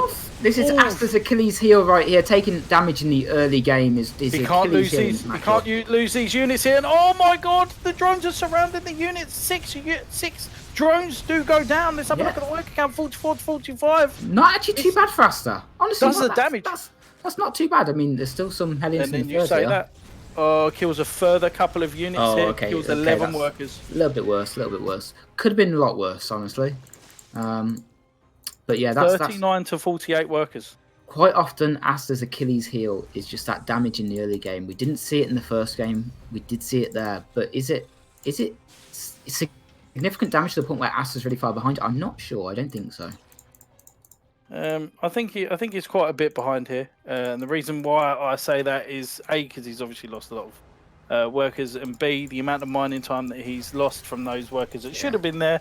He is very, very much far behind. And C, he's playing the weakest race, right? And C, he is playing the weakest race. I can't believe you made me say that.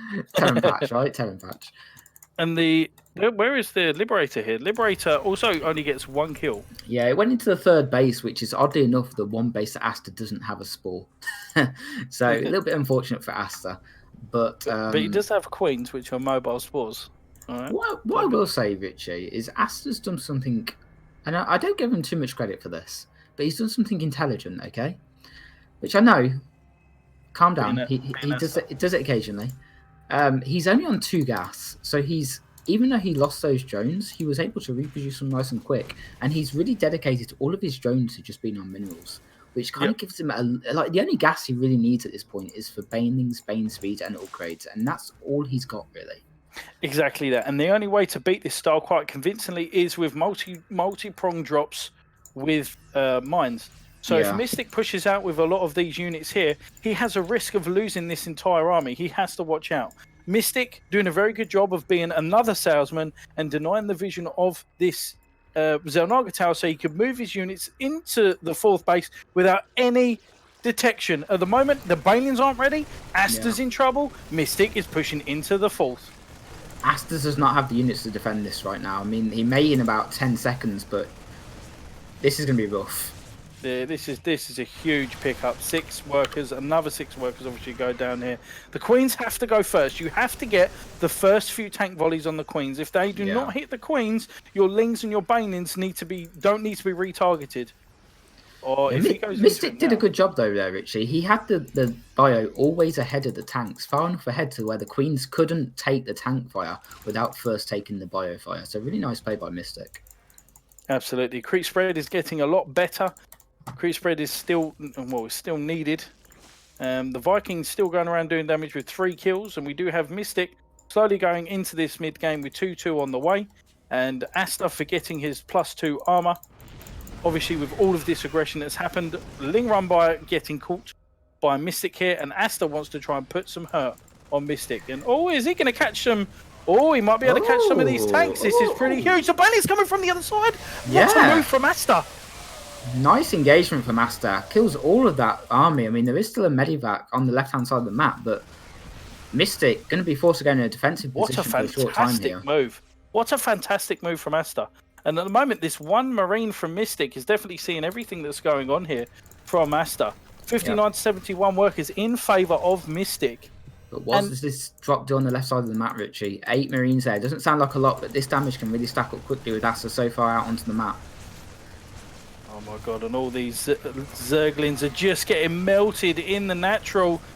Oh my god, the Queen might go down as well. AsTeR losing Zergling after Zergling. The Medivac not dying quick enough here. And we see Mystic getting a bit of a breather here as well. And those 3 Marines are still standing as well. Yeah, I mean, that's the biggest thing, right?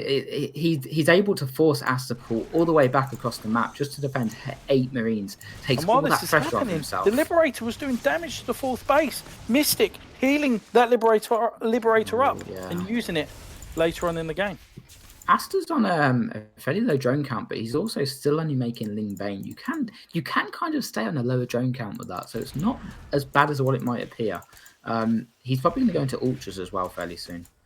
So AsTeR going into this method, the Raynor method of sacking all of his Lings to the other side of the map and defending with the absolute bare minimum. Yeah. And he's going to be waiting his opponent to move out, but Mystic's not taking the bait at this moment, sending another drop out towards the natural. Yeah, and it looks to me as Mystic wants to slowly bleed AsTeR out. He knows he's ahead. He realizes he's done a lot of damage.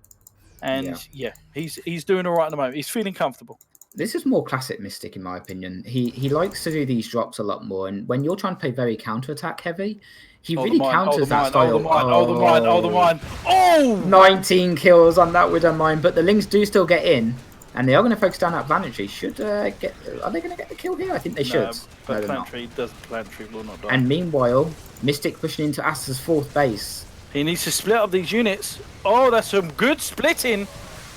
That was some good splitting, but it just wasn't good enough here. Mystic just had so much more army, and Baneling's coming out of nowhere like Randy Orton with the RKO. Watch out, watch out, watch out. Yeah, AsTeR doing the classic thing there. So important. Have Banelings morphing the whole time while you're being attacked in that situation where they doesn't have any morphing right now. You see the drop in the natural as well. Mystic is playing a little bit quicker than all of us at the moment, doing heavy amounts of damage in the natural, pulling the Zerglings away, and now Mystic can now push this side once again. AsTeR is on the ropes once again, and when Mystic is on this roll, there's not a lot of Zerg players that can stop him. And AsTeR's under intense pressure at the 4th base as well, Richie. Look at how much army there is here for Mystic. 80 supply up right now. AsTeR's at Hive, he's got Adrenal almost done. But when you're at such a supply deficit, is it going to be enough? It doesn't matter. The mines are coming in. They're dropping down. It don't matter what he researches. Oh my god. And the very final mine hits, which AsTeR will blame the loss on the game. That one mine hit will surely seal this game. 188 to 80 supply at the moment. 90 supply. And at the moment, AsTeR is just looking in a bad spot. He's played very well throughout this series so far. But it looks like he'll be going down 2-1. Yeah. Unless somehow a miracle happens and Mystic doesn't split. But even then, attention to detail.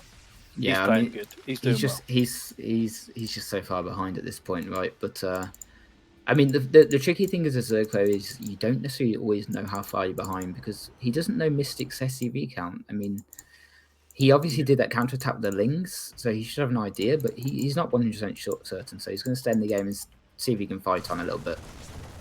And it does look like Mystic now attacking one of the final bases here. Oh, And unfortunately, AsTeR miscalculating the time there. The mines hit everything. All the overseers are dead. GG well played is called, and Mystic going 2-1 up in the series. Yeah. Oh, to be fair, that is generally a good map for Terran. So, you know, I know Mystic's up in the series, but don't count AsTeR out just yet. That's a good Terran map. My girlfriend's recording me doing my casting with you, Richie. Very proud. I'm trying to get your streamers up. Oh, you're trying to get my stream up. That's good. Shout out to Big Dick Gaming out there. Okay, we're going to the 4th game on Everdream. Oh, you did talk about this map a little bit. You think it's a good Terran map, did you say? Oh no, you said it's a good Protoss map. How do you think it's a Terran? I'm not sure, to be honest. I haven't played on it enough, but with this very small chokes and with 2 channels in, depending on where you take the 3rd, if you take the 3rd in the northern or the southern position for the Terran, all the way on the east side, maybe that could do well with a wall off and then taking an early 4th. But if you take the 3rd as the 4th in the west position, then you could be in trouble from an attack. Yeah, from all angles. Let's introduce players quickly. So playing in the red stilettos in the top right, it is Mystic playing for TSI. And on the bottom right-hand side, wearing the green baseball cap because he's supporting Team Zerg, it is TSI's AsTeR. He's got the sideways baseball cap, though. the one for special kids, you know? The next one's the Pokeball. So the next one is the red Pokeball. And it's going to be hatch first again. Is he going to catch them all? You know, I have a theory on this map. Like you, Richie, I actually haven't played this map too much. I haven't played this patch too much so far.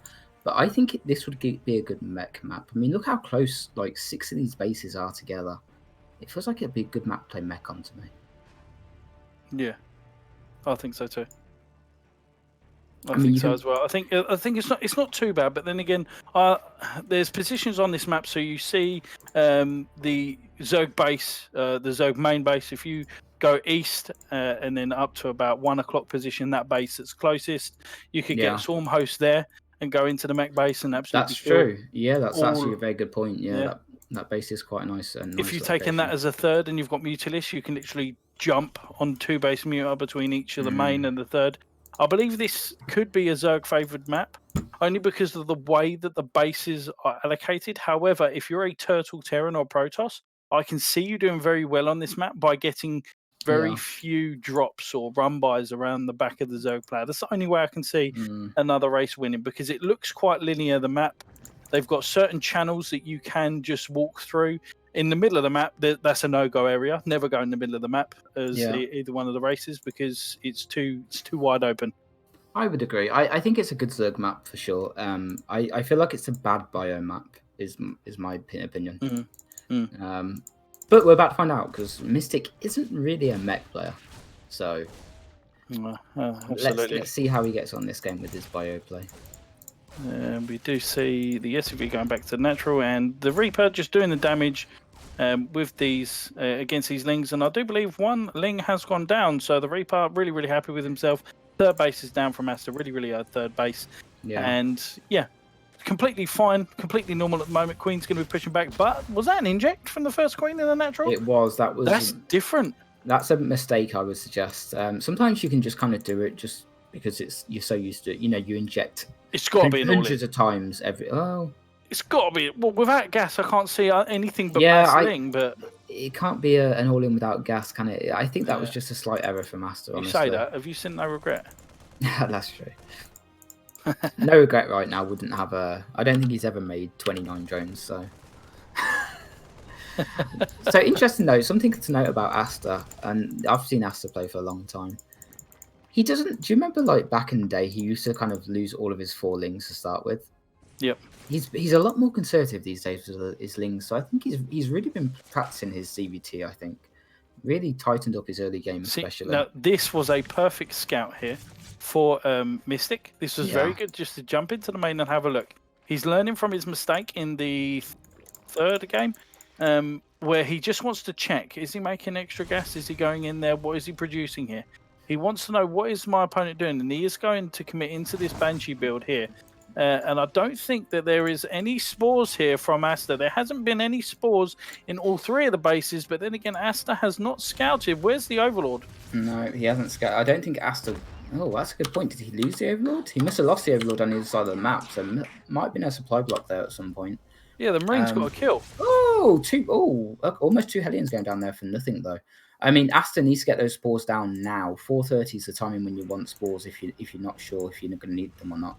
And he's not going to have... he's not making them. Now, this is really crucial now for Mystic and AsTeR. So Mystic has a timing here where he can do damage with these Banshees, and he isn't going into the... he's going into third base, going for extra back, so he's going to be a bio build. We're going to be seeing 2 extra engineering base shortly. Hopefully we'll see, but they'll be a little bit later. But we are going to... Well, Mystic is going to now be aggressive with these Hellions and see what he can get done. 2 engineering bases going down, just to confirm that it is bio, even though we've seen the extra barracks anyway. We do see the Banshee coming in at the 4th base, and we do see the Lair almost finishing, but the Banshee is done. Yeah, I really worry for AsTeR here. He's going to take a lot of damage from this Banshee. No Spore complete, no Overseer complete. This is rough. I think this is going to be really hard. AsTER's got to definitely pull the finger out here and try to make sure that he doesn't lose as much as he can lose at this point. Spore Crawler almost finished at his natural. All the drones running towards the 3rd base, and this is huge damage from the Banshee of Mystic here. Where's the other Banshee coming to meet him up in the natural here? And that Banshee's going to get absolutely deleted from the game. I mean, just to put this into context, the last game we saw Mystic sacrifice all 8 Hellions to kill 11 drones. This time he's only sacrificed a Banshee and he's killed 9. Bit of a difference from AsTeR though. He's got a Spire on the way, Richie. Yep, so he's thrown all of his eggs in one basket at the moment. It's 43 workers to 53. The Terran is ahead in workers. If we have a look at the income, he's almost 500 ahead. That means he can lose. Oh, what do you think about this second factory timing? Is this kind of a... Did he spot the Spire and is this... Is he building this to... No, he didn't see the Spires. Is he building this second factory so early to get Widow Mines? Widow Mines, yes. Okay. It makes a lot of sense. It feels like an early timing for a second factory, though. Because in the last game, you went Massling Bane. Yeah. He's expecting a similar build. He's trying to think, oh, okay, well, AsTeR was quite strong doing that kind of build order. But he's going to do the same thing. Yeah, this is where AsTeR switching something like Ling Bane Hydra would have been really nice. But obviously, see, look, you can get to 4 bases quite quickly from Terran here. Just walling this off, walling this 3rd base here, and then slowly going for this 4th base, and you can just dot tanks. But I think one thing that you picked up on though is it's really hard to push. Yep. I mean that surely is the great disadvantage of Bio on this map. Absolutely, and without the intention of, I mean, he doesn't know that he's going into these early Mutalisks. No. This could throw Mystic off guard here. Now, the Baneling Nest and the Baneling Speed is a little bit later here. AsTeR really needs to hold this convincingly to not only push Mystic back, but he definitely needs to get these Queens out of dodge right now. Yeah, this next minute is going to define AsTER's tournament right here. If he can hold his push and get counter damage done with the Mutas, then he's going to be in great shape. If he can't do that, it could be all over for him. Absolutely. We do see 5 Banelings on the way. The Mutalisks are out. The Baneling Speed is not done. It is 8 seconds away from being completed. 106 to 141 supply to Mystic just because of those early worker kills. Oh, no, Richie. The Mutas aren't going across the map, though. They're staying with the army. There's no turrets back home from Mystic. He's got nothing there. He's got nothing left. And now the Mutas go. But they could have gone a little bit of a while ago. Now, right now, this medevac from Mystic has to defend the honor of all Terrans, because if these Mutalisks do a lot of damage, he could be doing a lot of damage on the other side of the map. This could be a free tank here from AsTeR, so this is something positive here, killing a lot of workers here down by the natural. It doesn't want to lose a Mutalist, The drop is still going around to the main base. And we have no defenses. Still no turrets going up in the main base or the natural, by the way. But here comes the drop, yeah. Where are AsTER's Ling Bane? AsTER's Ling Bane are in the 3rd base, so he's not aware of this drop at all. Doesn't want to lose these Mutas here, and he's doing a lot of microing, and these Marines are going to come into this main base and just snipe this Queen from the face of the planet. These Mutalisks are going to get picked off. So he just needs to wait for the Zerglings to come in and engage. And Mutalisks are coming back home to defend this push. And they're going to be met with the Mutalisks. No, they're not going to be met with the Mutalisks. Yes, they are. So he pulls them back. He is going to pick up this medivac, though. And all the Marines inside. Oh, he probably should have... Okay. Good job by AsTeR. And actually, look at AsTeR's work account and stuff, by the way. This is not a bad position for AsTeR, right? He's on good work account. 1-1 complete. He really start 2-2. But other than that, he's got to be happy in this position right now. Yeah, he needs a really, really good engagement here. And he needs to make a little few... Well, less banings, unless there's a lot of mines around about. These Mutalisks are going to come into the mines! Oh, he spots it just in time.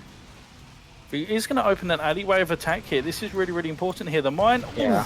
Great look damage at this. Pulls Mystic's army all the way back, so he doesn't have to worry about this push. This is really good for AsTeR. Uncharacteristic of Mystic, because he was going to hit a good timing, but this could be a counter timing for Mystic, because 2-2 has been delayed enough that he's going to be attacking when 2-2 is done. We do not see 2-2 from the Zerg player here. That's where we're really worrying, isn't it? Not to see the 2-2 from AsTeR again. This is going to go one or two ways. AsTeR's going to catch Mystic off guard, or he's going to... Oh, no, the meters! Oh my god! That could have been worse. I think he only lost a few there. That could have been a lot worse. Mystic there are really strong, a lot of tanks, Savage. There are a lot of tanks, and they're in one choky position. But they're unprotected, Richie. They're unprotected. Oh, he... Mutalisks coming around the back. Pulls the back just in time. Are pulling back. Oh, wonderful! Oh, engagement. Completely surround the army.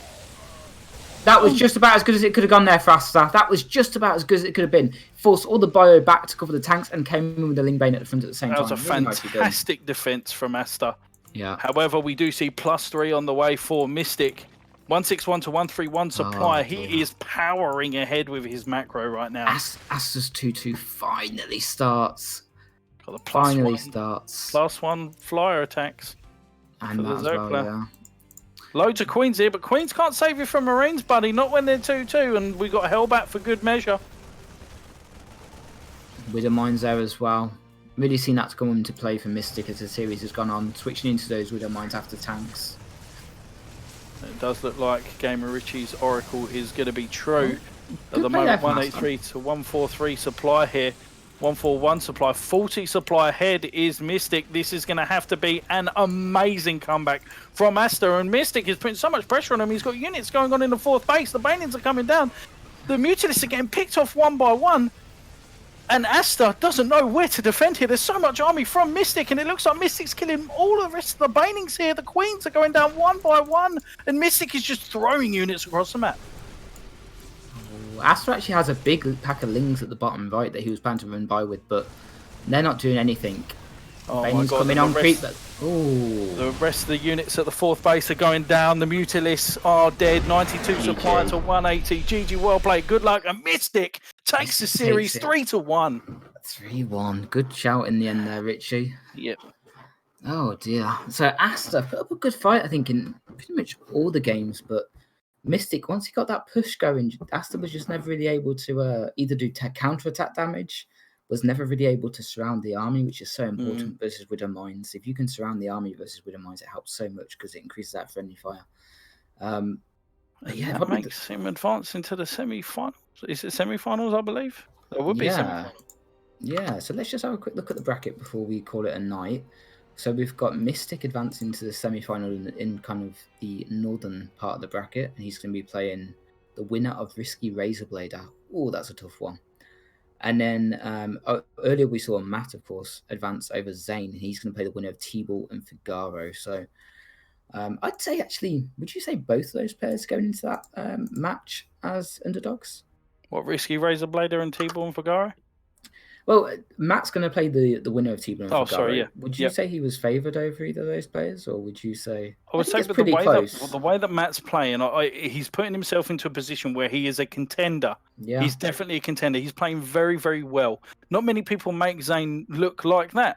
No, he's clearly very good at PvZ, but let's see how good his ZVZ is if Figaro takes down T-Ball, or if T-Ball comes back, I believe, from Epic Clan. Oh, no. Did T-Ball take out Figaro at Epic Clan? I don't think they played each other, actually. T-Ball was able to take out Spacey Maisie, Razorblader, and then lost to Risky, and then Razorblader at Epic Land. So they didn't actually get to play. I see. Figaro did play ZAiN, though, and he won quite convincingly. So his ZVPs look pretty impressive. What do you think about Risky Razorblader? Well, Risky Razorblader Epic Land was an absolute fantastic series. We saw Razorblader taking the first 2 games and Risky showing how solid he is, as usual, clearing off the rest of the games. Razorblader is improving match on match. His TVZ is really, really getting somewhere and getting quite scary. And it's going to be very hard for Razorblader to take the victory, but in a best of 5, and if he goes 2-0 up, as long as he doesn't pull a GamerRichy, I think he could do it. But I'm really going to call an early prediction here. It'll be 3-1 to Risky. Ooh, although, if Razorblader wins the first game, I can see it going 3-2 to Risky. Oh, okay. I think if Razorblader wins the first game, he wins the series. But it's definitely a different situation, right, Richie? Because normally when these two play each other, it's in the finals, and normally Risky takes a game advantage there from the winners bracket. So there's not going to be that disadvantage this time for Razorblader, and he's also, of course, going to be back at home, in their own kind of. That's not saying it's not possible. I'm not saying that Razorblader is not possible. For sure. But looking at it, if you were to put your house on it, that's what you would say. Yeah, I mean, now, guys, the next group of games are on what date and what time? Do you know? They're on Thursday, and I believe that is Thursday the 19th. And it's going to be at the usual time, which is 7 p.m. GMT. Oh, buddy. Yep. And Book then it I think in your calendars, tell your dogs, tell your nan and granddads that are in self-isolation right now, because what we've got is some great series to come in UK StarCraft 2 League. And if you guys want to join the next UK StarCraft League, if there is ever going to be one after this, then please make sure you do follow the Twitter of UK StarCraft 2 League, and you jump over to our Discord as well. Yeah, I think the Twitter is just twitter.com/. In fact, it's actually on the screen now. Twitter.com/UKSC2.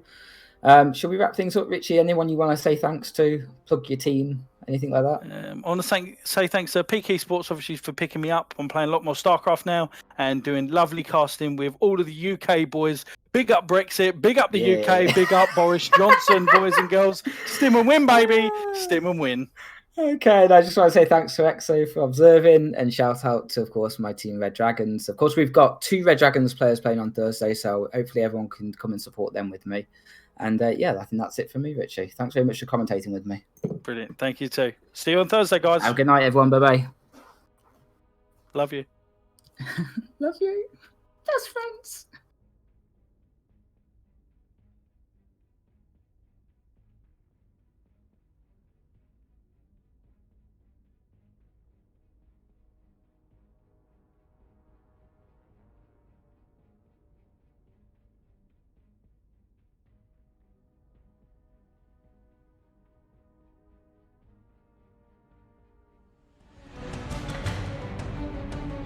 Figaro is building a bank and he's maxed out, whilst Chelch is only on 160 supplies. And that's going to be the trigger to go for it. Good force field to start off, but Banelings and Biles here. This is such a scary position to be in. Can he hold the door? Ooh, the Banelings going in, going on everything here. I think that should be the end of the game. What a brilliant engagement from Figaro there. But I say that, and I'm completely wrong because he's attacking into there now. Now he goes in, the Banelings rolling in. This is huge damage here from Figaro. The tanks at the back are the scariest here. But I believe Figaro has pushed through. There's nothing left here for Razorblader. There's just some Widow Mines, some Hellions, and 2 Ravens. This is like a campaign mission right now. There you go. GG is called. Figaro advances in first place. Raven's going to come in, sees that there's one Colossus interference matrix, and gets the Dorito dust off on the army. Really, really nice. See the drones, children on the way. This build is actually a really strong build, and I like it a lot. If you're able to take a fight before his spines go up and win, then he's in a really strong spot. First spine planted. So Savage, you really want to protect the spine, right? To make sure that it can go on.